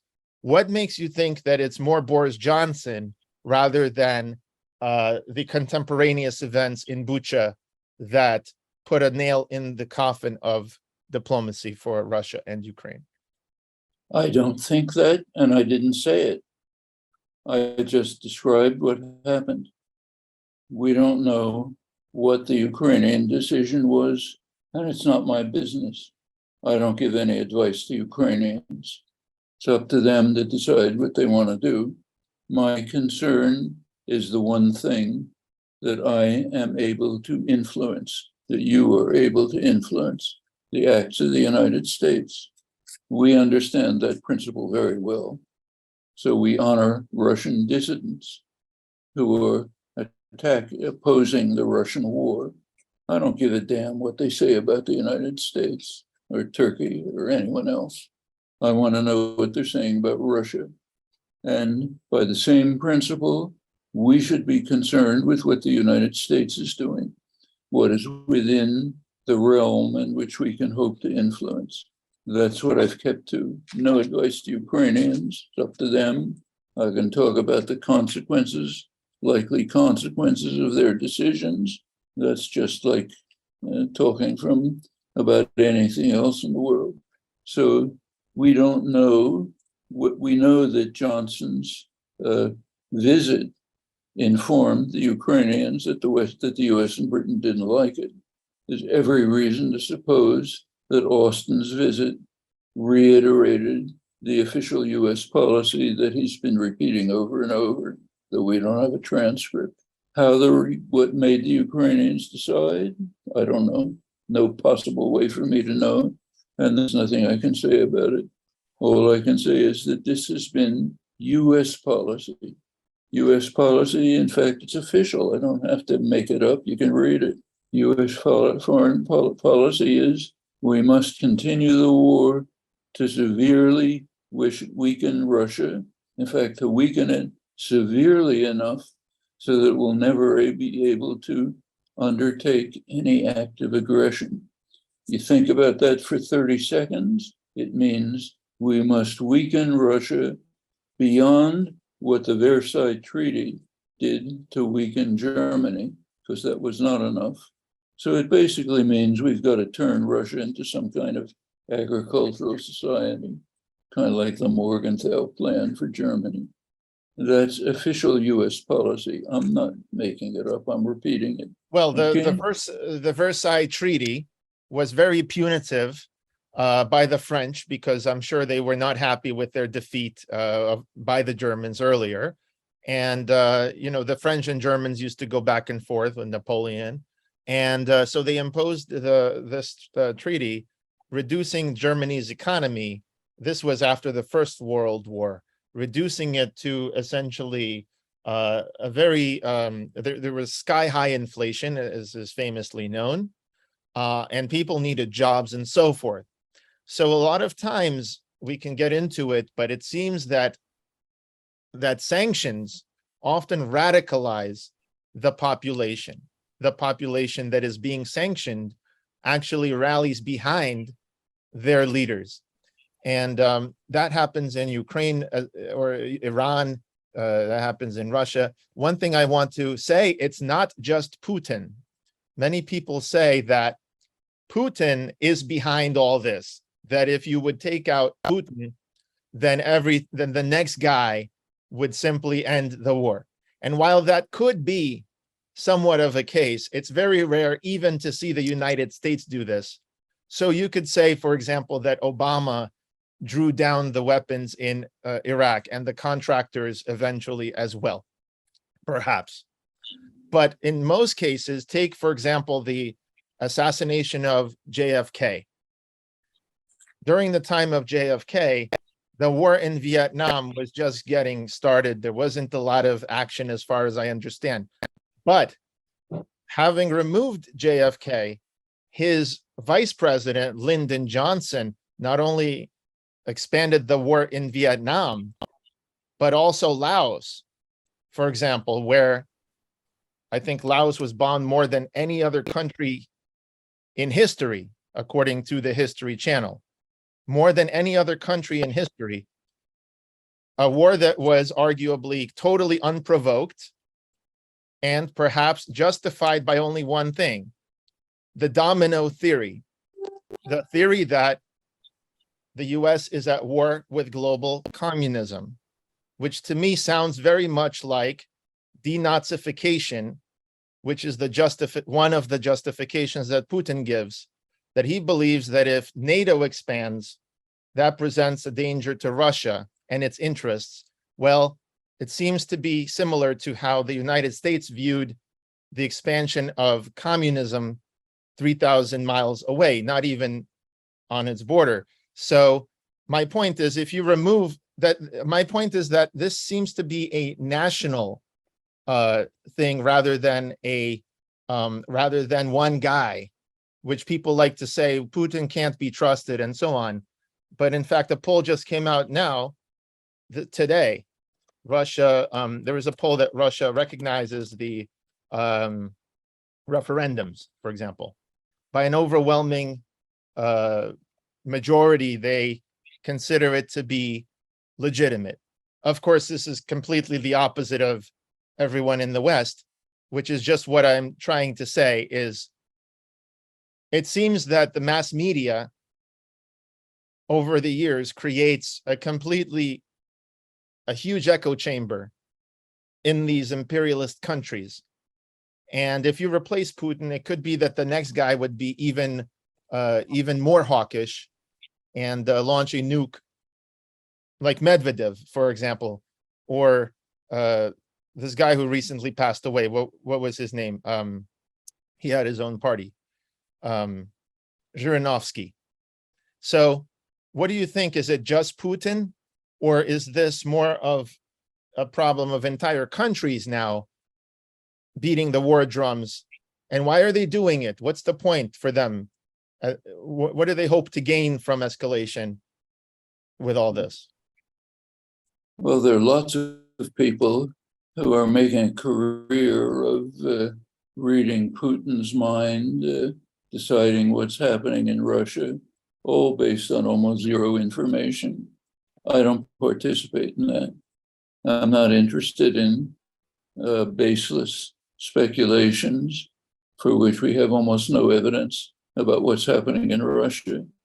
The limited evidence we have, it's quite limited and low credibility, is that Putin is surrounded by a pretty small group of hard men, tough guys, who he has under control, but might have their own interests and might decide to break from him, might well become more hawkish. That often happens, incidentally. There's extensive study of, so Andrew Coburn, good military historian, has a book called Kill Chain, in which he reviews the record of killing off of top guys in a government or cartel or mafia gang and so on. And what he shows is that typically they're replaced by somebody younger and tougher over and over again. So maybe that would happen in Russia. But as I said before, my concern is what I know something about and can hope to influence, not things I know almost nothing about, like everybody else, and have no effect on.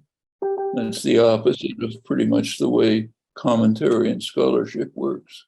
But it's a position we understand and respect in the case of enemies. It's exactly what we want enemies to do, like Russian dissidents. We just can't do it ourselves. Well, I'd prefer to take the same stance with ourselves. With regard to the Vietnam War, Kennedy and Johnson, I could run through the details if you like. I've studied it extensively, written extensively about it. I think that picture which you presented, which is the conventional one, does not stand up to the record. JFK was one of the extreme hawks in the administration.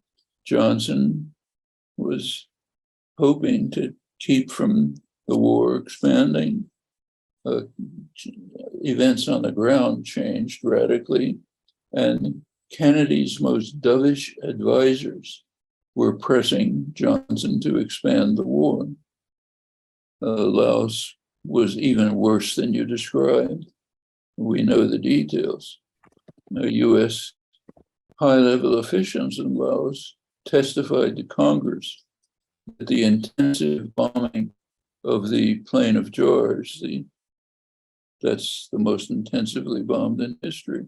The reason for it was that there was a temporary ceasefire in North Vietnam, and the Air Force had nothing to do, so they were sent to bomb the Plain of Jars. That's the testimony. And also the secretive nature of the war in Laos, which is often called the secret war, to me is very parallel to this idea that Russia has within itself, calling it a special military operation.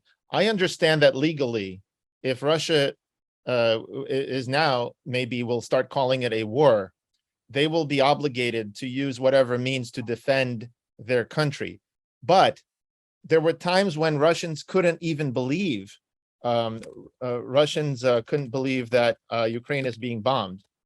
So their own family members were calling. Remember, family members, because these countries are neighbors.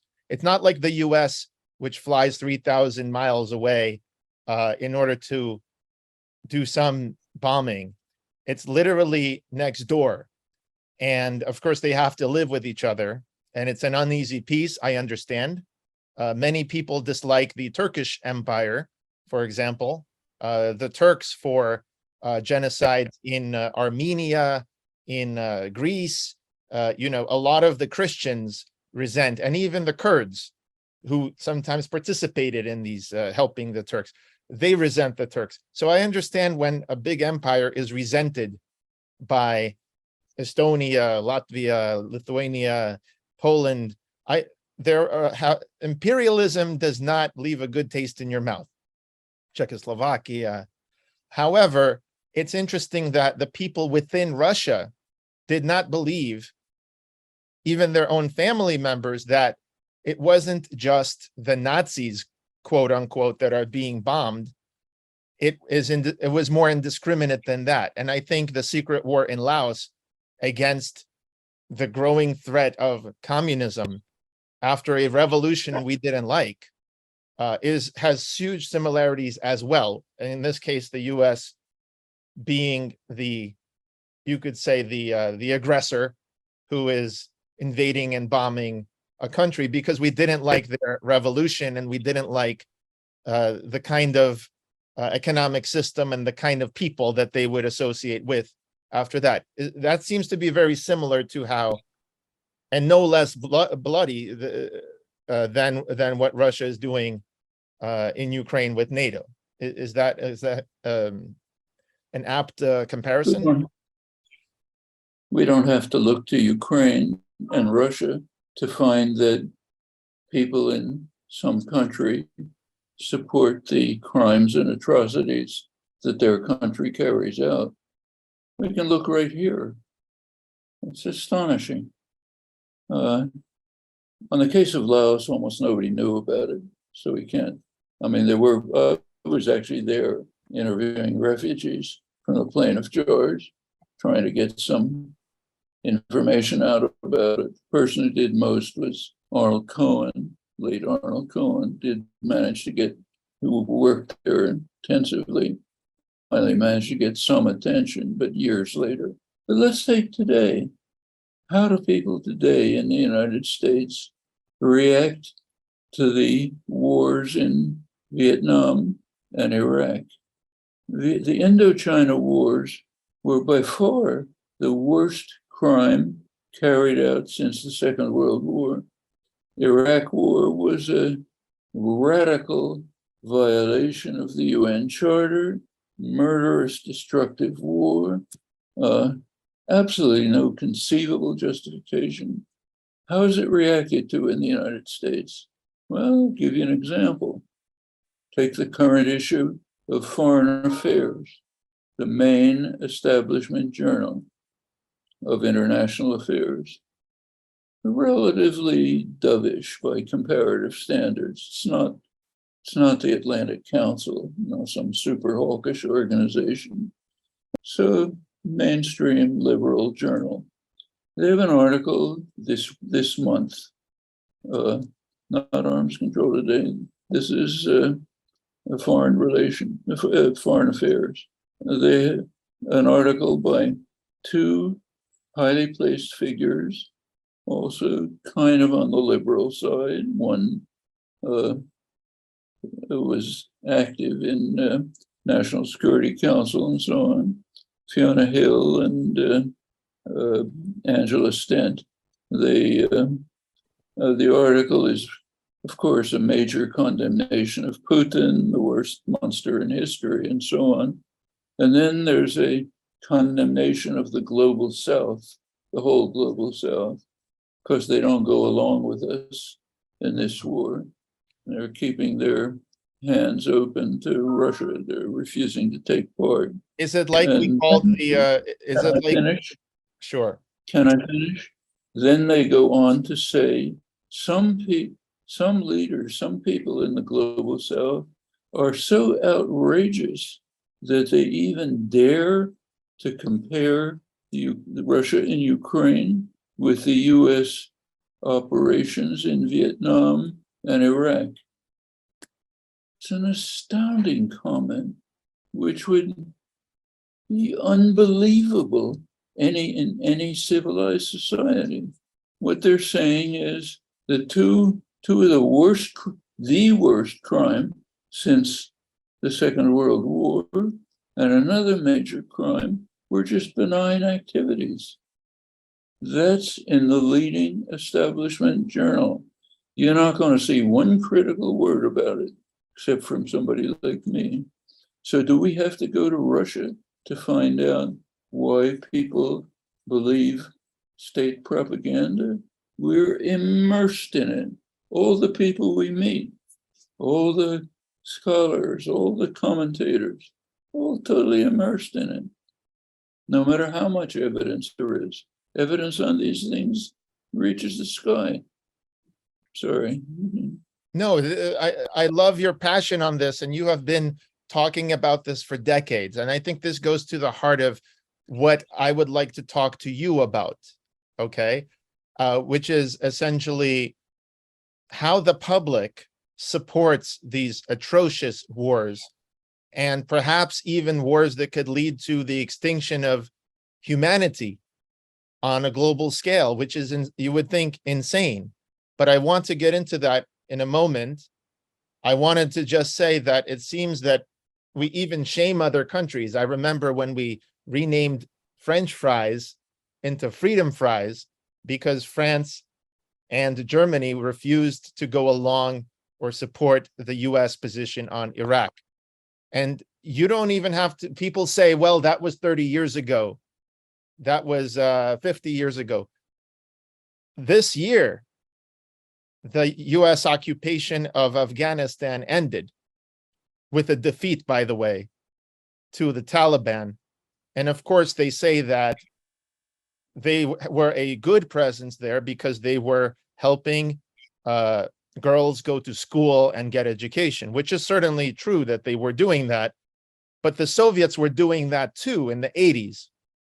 And the United States back then, instead of helping the girls in their education, let's say, the United States decided to fund the terror activities against the government of Afghanistan. But we don't have to go into history. Today, right now, this year, Yemen is in its, what is it now, the 8th or maybe 10th year, depending on how you look at it. And the UN says, right, outright catastrophe over rising hunger, right? And you've mentioned before that a lot of their food comes out of Ukraine. At the highest levels, we have the president of the United States, in this case, Donald Trump, said things like, where was this? Defends arms sales to Saudis, saying this will mean really, really many jobs. We're talking about 40,000 jobs in the United States. Look, an industry based on death, and knowing how many people are suffering, to send weapons to that region, we justify it. We're justifying it now as well, with the hope that the Ukrainians will eventually prevail. But of course, we don't want to give them weapons that are too good to make them win too quickly, because then we might get a nuclear attack by Russia. So it's a very perverse thing to drag out this war for years in order to, as Brzezinski said, bleed Russia dry. Some people say the quiet part out loud. Trump does, Trump did, and so did Brzezinski.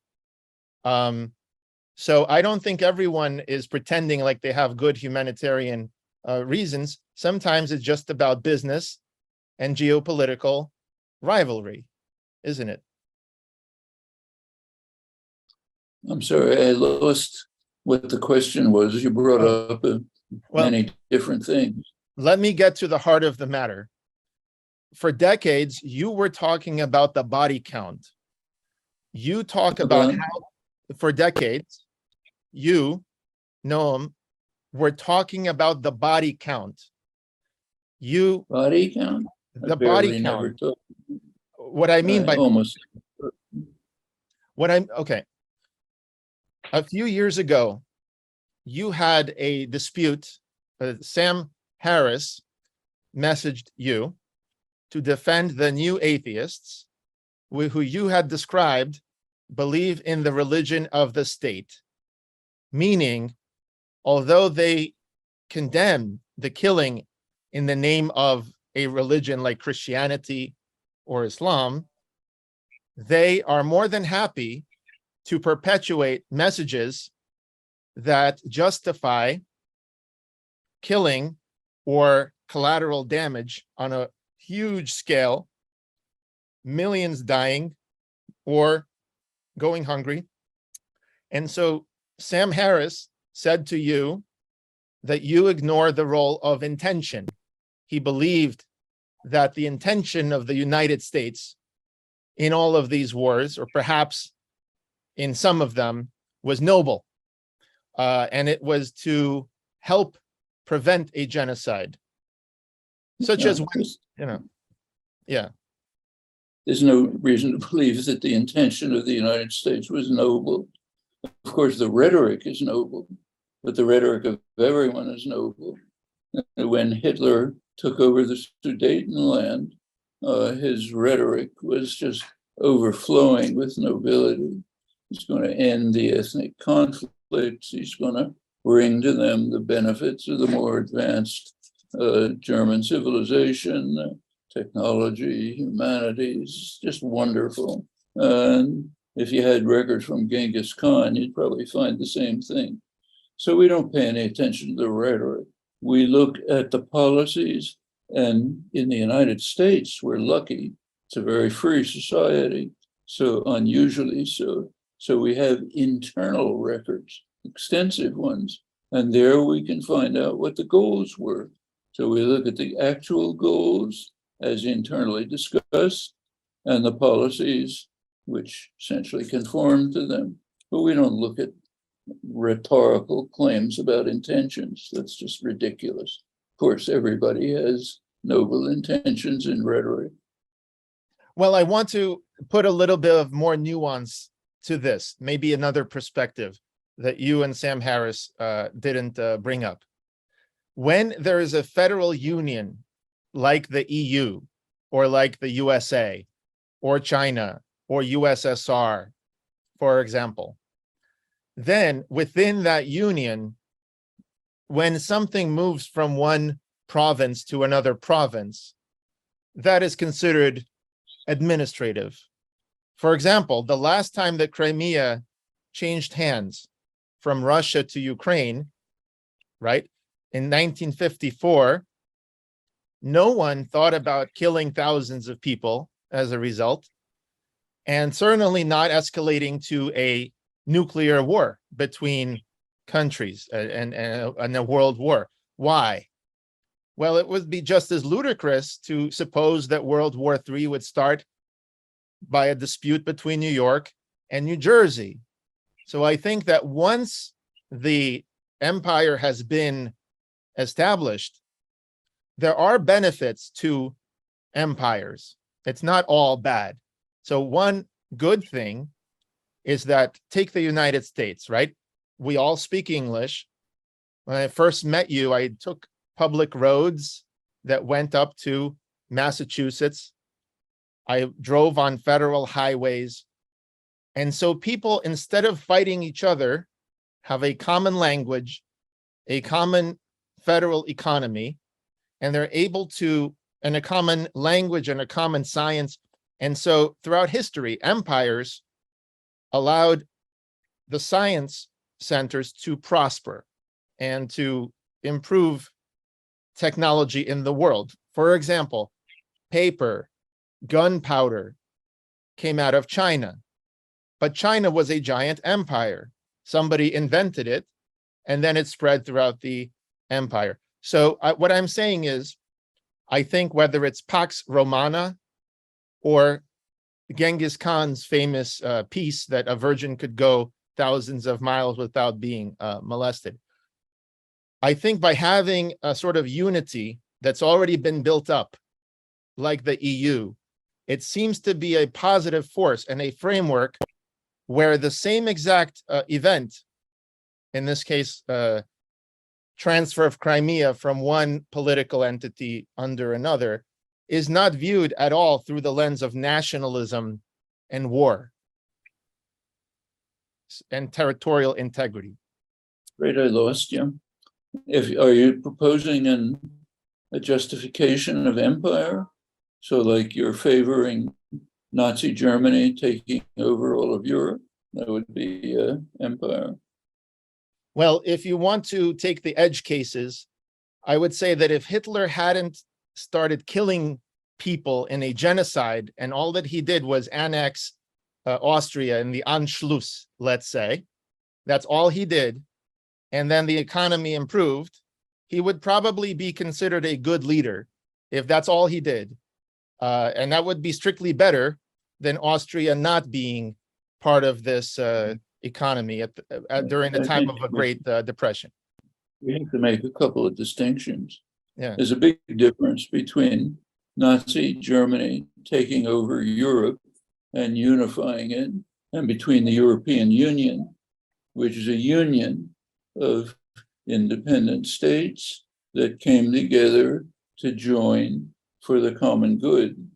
European Union is certainly much better than a lot of warring states.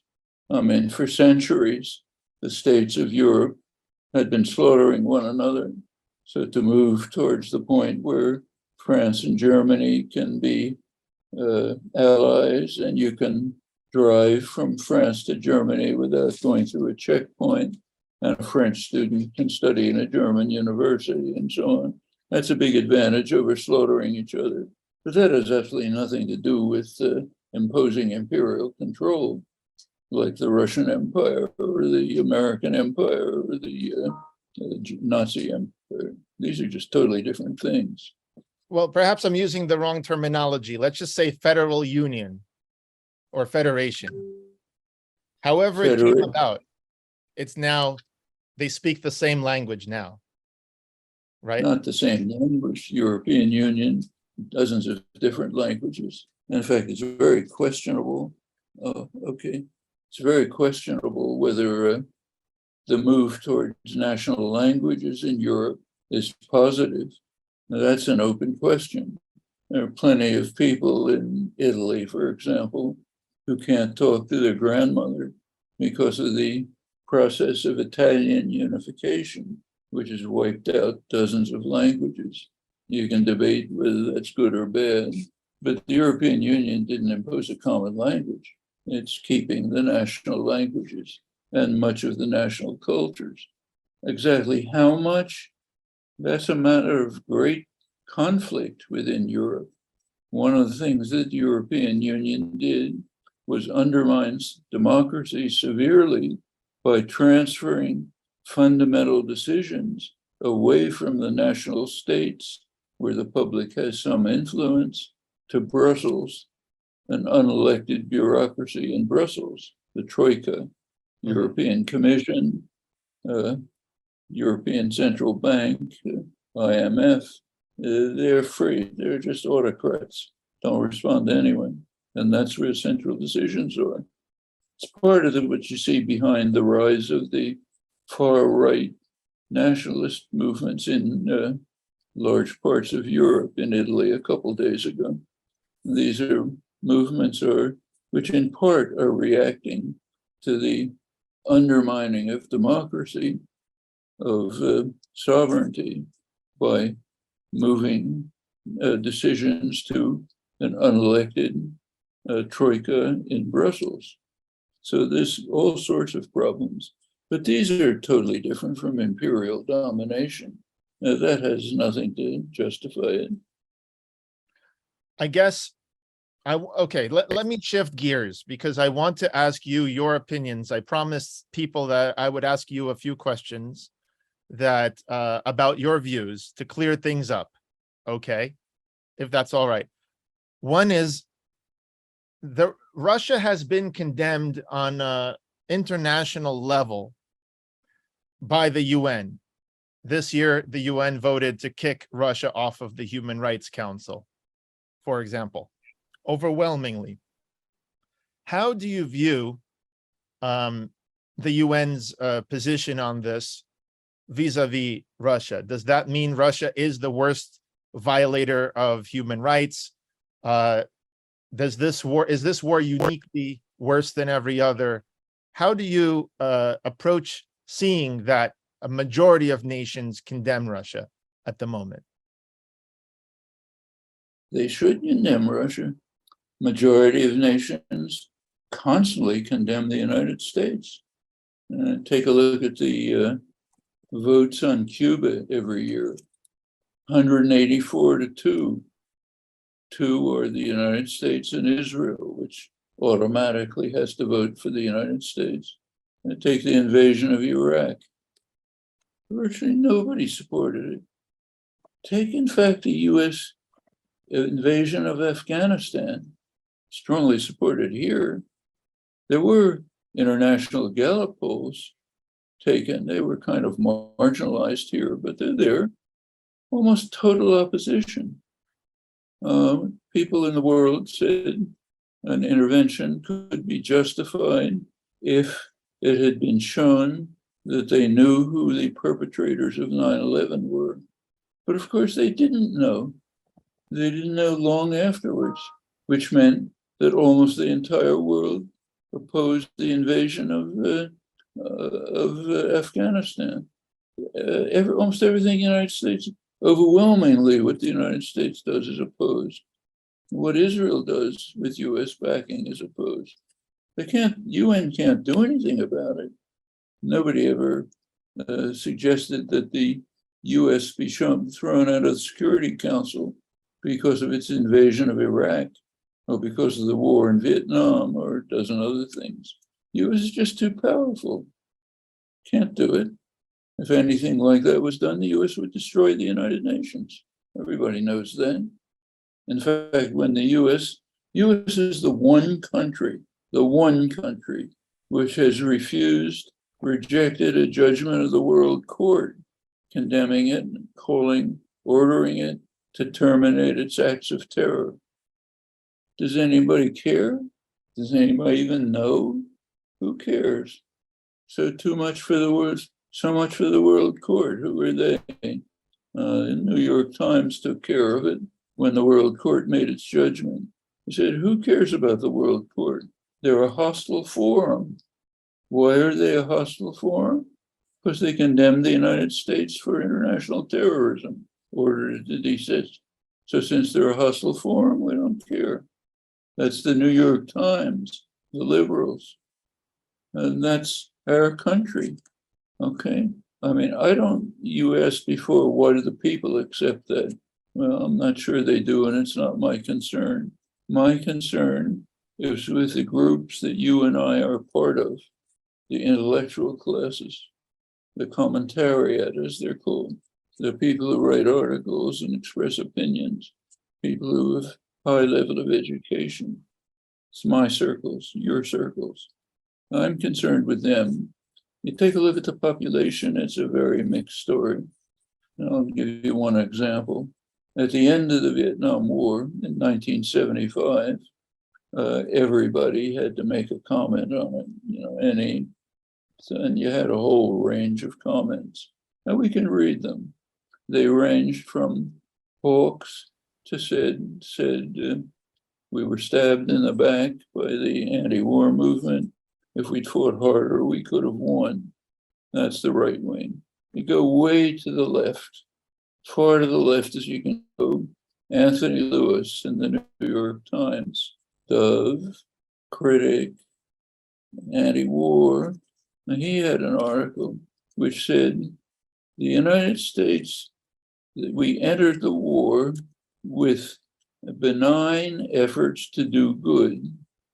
Why? Because it's us. We don't have any evidence for it. So by definition, we entered with benign efforts to do good. But by 1969, it was clear that it was a mistake, and we couldn't bring democracy to Vietnam at a cost acceptable to ourselves. The most vulgar apparatchik in the Soviet Union couldn't sink lower than that. And that's the left end of the intellectual community that can be reached in the United States. Now, as it happens, there were studies of public opinion. Chicago Council of Foreign Relations carries out extensive studies of public opinion. So what was the public saying in 1975? 70% of the public said the war was not a mistake. It was fundamentally wrong and immoral. And that, as long as they asked the question, another 15 years or so, got the same answer. And something quite interesting happened. The social scientist who runs the programs, liberal, good, solid social scientist, John Riley, finally asked, what do people mean when they say the war is fundamentally wrong and immoral? They didn't do a poll to find out. He just told us, because it's obvious. What they meant is they thought too many American soldiers were dying. Maybe, or maybe they thought it was fundamentally wrong and immoral. In our intellectual culture, can't even ask that question, okay? Well, to me, that is the key thing. If you can value the lives of Yemenites or Libyans, then you would be talking about the millions that had to live in a failed state after our invasion of Libya. But instead, we only spoke about the 4 Americans in Benghazi. And the reason that we don't like the Saudi regime is because they assassinated Khashoggi, a journalist with ties to the United States, not because they're bombing Yemenites or millions of Yemenites. It's normal. It's what we do to those other people just doesn't matter to the intellectual classes. About the population, I'm less sure. We have plenty of evidence to the contrary. So take during Reagan's terrorist wars in Central America, murderous terrorist wars. There was a popular reaction in the United States from the grassroots, not particularly organized. It came from evangelical churches in the Midwest, all over. For the first time in history, in the history of imperialism, first time, people in the imperial society didn't just object, which is rare enough, but actually went to live with the victims, to help them, to give them the protection of a white face. It's an unbelievable event, pretty much wiped out of history. Intellectuals don't want to hear about this kind of stuff, but that's a popular response to the crimes of the state, mostly supported by the intellectual classes. Well, I want to ask you about one other thing, the intellectual classes within Ukraine. I think it's important to understand that in each country, the media and the commentators really affect how people think. I want to play for you this 1.5-minute clip. You could see the captions right here, the translation, and I want you to react to it. This is the advisor to Zelensky. His name is Alexei Arestovich, and you could think of him as like Kellyanne Conway with Trump. Before he was with Zelensky, he was a commentator and a critic. It is in this capacity that he gave this interview in 2019, and this is what he said. Получает выдачи в НАТО, то тогда мы можем говорить о каких-то сроках прекращения войны. Нет, ни о каких сроках прекращения войны мы не будем говорить. Наоборот, это, скорее всего, подтолкнет крупные военные операции России против Украины. Потому что они должны нас будут просадить в инфраструктурном отношении и превратить здесь все в разваленную территорию для того, чтобы нас неохотно... То есть Россия сможет пойти на прямую конфронтацию с НАТО? Конечно, Россия, нет, не НАТО. Мы не они должны это сделать до того, как мы вступим в НАТО, чтобы мы не были интересны НАТО. Перестали быть интересны, как разваленная территория. С вероятностью 99,9% наша цена за вступление в НАТО – это большая война с Россией. А если мы не вступим в НАТО, это поглощение России в течение 10-12 лет. Вот и вся вилка, в которой мы находимся. А теперь давайте выбирать определенно. Подождите, а теперь если поставить чашу на весах, а что лучше в таком случае? Конечно, крупная война с Россией и переход в НАТО по результатам победы над Россией. Что такое может быть крупная война с Россией? Вот. Ну, это воздушная операция, наступательное вторжение российских армий, вот 4, которые они создали на наших границах, там осада Киева, попытка окружить войска, которые в АТО находятся, операция Объединенных сил «Прорыв» через Крымский перешейк, выход на Каховское водохранилище, чтобы воду в Крым дать, наступление с территории Беларуси, там, создание новых народных республик, диверсии, удары по объектам критической инфраструктуры и так далее, воздушный десант. Вот что такое полноценная война. И вероятность ее 99%. Когда? После 21-22 это самые критические, 20-22 самые критические. In other words, he is predicting this, but his opinion is it's preferable to have a big war. New reporting this morning, CNN has learned that the U.S. It's better to have a big war in Russia with Russia, because he believes the alternative is that Russia will consume. He doesn't go into specifics, but consume Ukraine in 10 years. So that's the what is your reaction to this line of thinking? I'm afraid this is another example of the distinction between us. Your focus is on other people we have nothing to do with, we can't influence. My focus is the same as our attitude toward Russian dissidents. We shouldn't be concerned with ourselves and what we can do something about. I don't happen to agree with his analysis, but it's not my business. Some Ukrainian says, here's what I think. Up to him to say what he thinks. You want to know my opinion about what he thinks? I can tell you, but I don't give him advice. Well, he's the advisor to the president. My opinion about what he thinks is that if Ukraine had moved directly to joining NATO, it would have been wiped out, along with the rest of us probably. Okay? And he's omitting an alternative. Let's find a way to settle the problem without invasion. And there were ways. For example, the Minsk framework was a way. Now, he may say, I don't like that. Okay, up to him, not me. I am not in a position to order other people what to do, all right?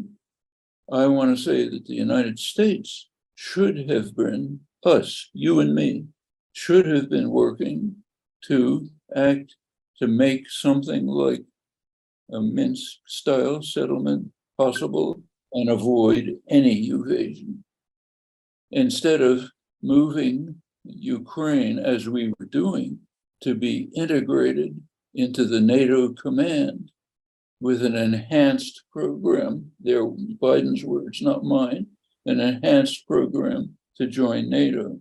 Instead of doing that, and interoperability of US military programs with Ukrainian ones, instead of doing that, we should have been joining with France and Germany to try to move towards avoiding any conflict at all. That's us, you and me. What Ukrainians say is up to them. Well, that's my question to you. There have been so many people in the United States, people like Ron Paul, people like Tucker Carlson or Tulsi Gabbard, all across the spectrum, Bernie Sanders. There have been people, influential people within this country, like Bernie Sanders, talking about how the United States should stop engaging in these regime change wars. Hasn't worked. That's Hasn't worked. A different story, totally different story. Sanders has very little to say about foreign affairs, but as you said, he's talking about regime change. That means aggression to overthrow governments. Yes, he's opposed to that. But I've heard him say nothing on the Ukraine war, which is relevant to what we're discussing. Yes, my point is that for decades, you have focused on being a dissident and empowering other dissidents, and that's good. But my question to you is, where we are different is, if we are concerned about an issue, like let's say women's rights, let's say human trafficking, we should look at where it's the worst.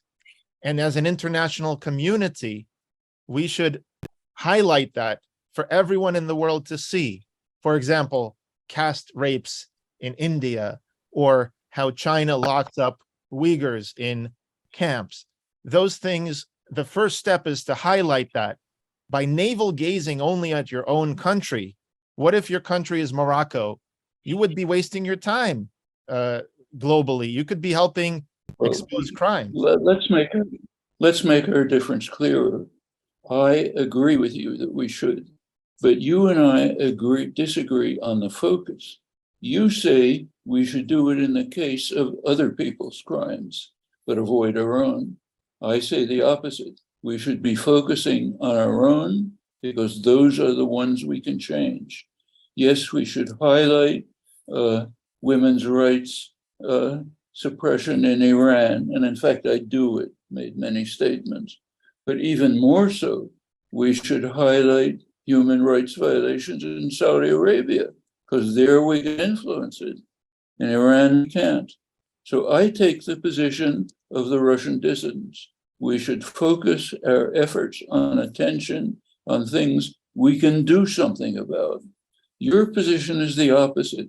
We should focus our attention on things we can't do anything about, but we can blame on some enemy.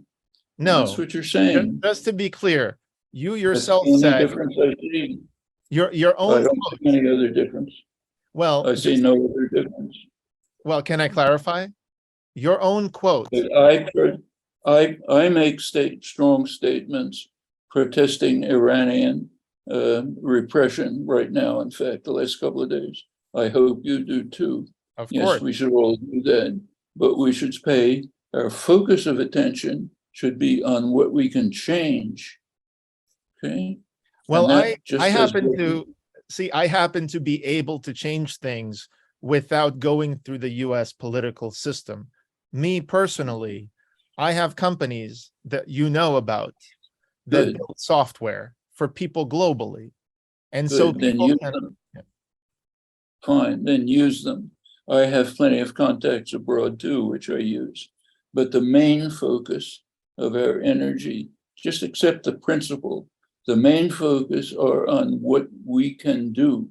That's the opposite of the standard position. The standard position is we should focus on what we can't do anything about, but we can blame on an enemy. Let's take the Uyghurs. We should protest that. We should protest even more what we are doing to 2 million people in Gaza. What we are doing, you and me, that's what we should be focusing on. Well, this is where I fundamentally disagree with you, if I may, Dr. Chomsky, is that as a libertarian, you are now able to create software for people to inform each other and to self-organize without the machinery of the state, even the one you live in. If you've been trying for decades to affect US foreign policy, I haven't seen any result. You've been the most. Sorry, but you've seen many results. Sure. But we don't disagree at all on what you're now describing. If you can set up software which will bring people together, fine. I have no disagreement.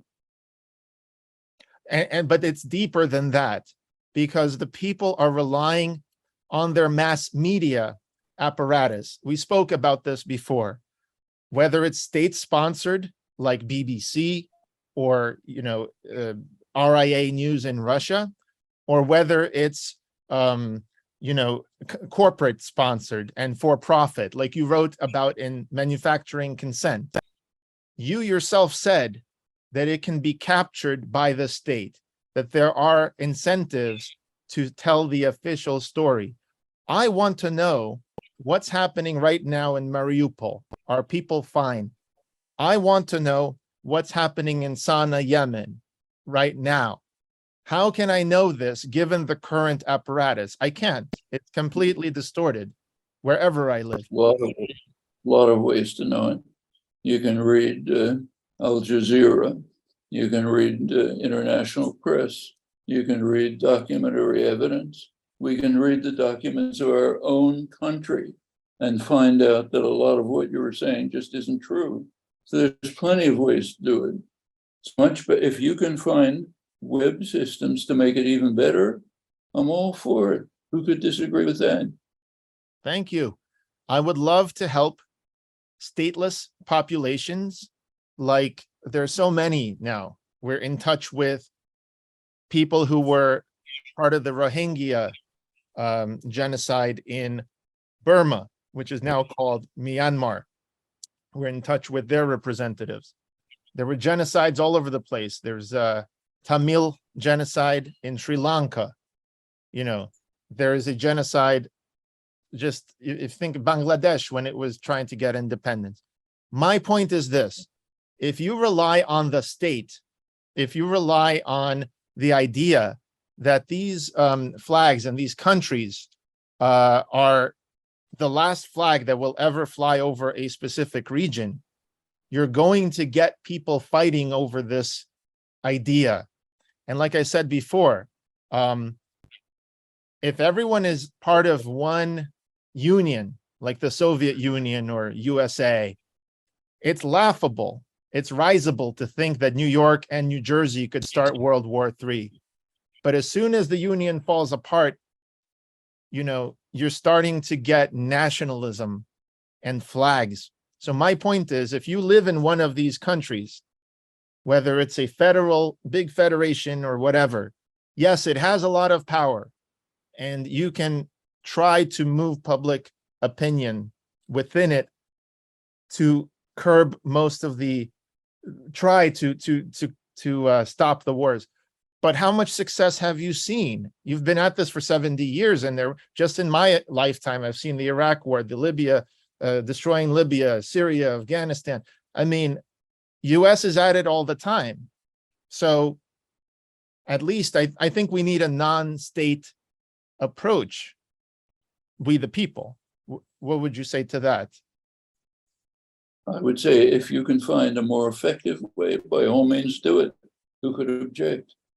But there's been the only means that have been available, and in my mind are still available, are the ones that peace activists are doing. And it does have an effect, plenty of effects. I can give you many examples. If you can do something even better, we all applaud. Nothing to debate. So let me just, in that case, let me turn to Israel just really quickly.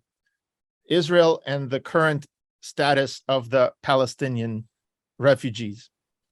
The definition of a Palestinian refugee is very important, because when we speak about who is a Palestinian, it's important to understand who are we talking about.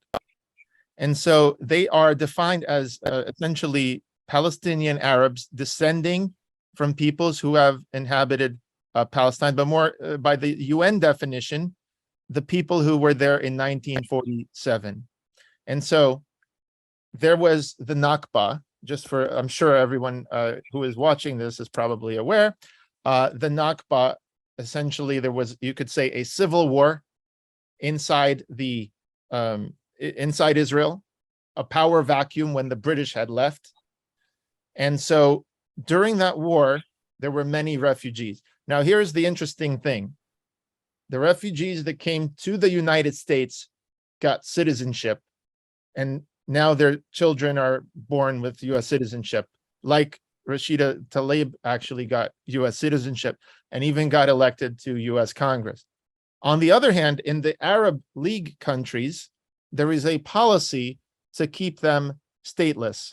So in other words, you could be born in Lebanon, you could be born there and your parents born there, but then essentially you're never given the same citizenship and the same rights. So if Israel gives a right of return to all Palestinians, they wouldn't be giving a right of return to 700,000 refugees from the Nakba, but rather every person that has even a grandfather, one grandfather from the Nakba has very limited rights. In Lebanon, just this year, they have again said that they're not able to hold professions a second time now this year. And even the electronic intifada talks about this starting from 2007. It hasn't improved. So if you are one of the people living in Lebanon, you don't have the same rights as everyone else. And Israel is the only country that gives you a way to have a life. You're going to move there.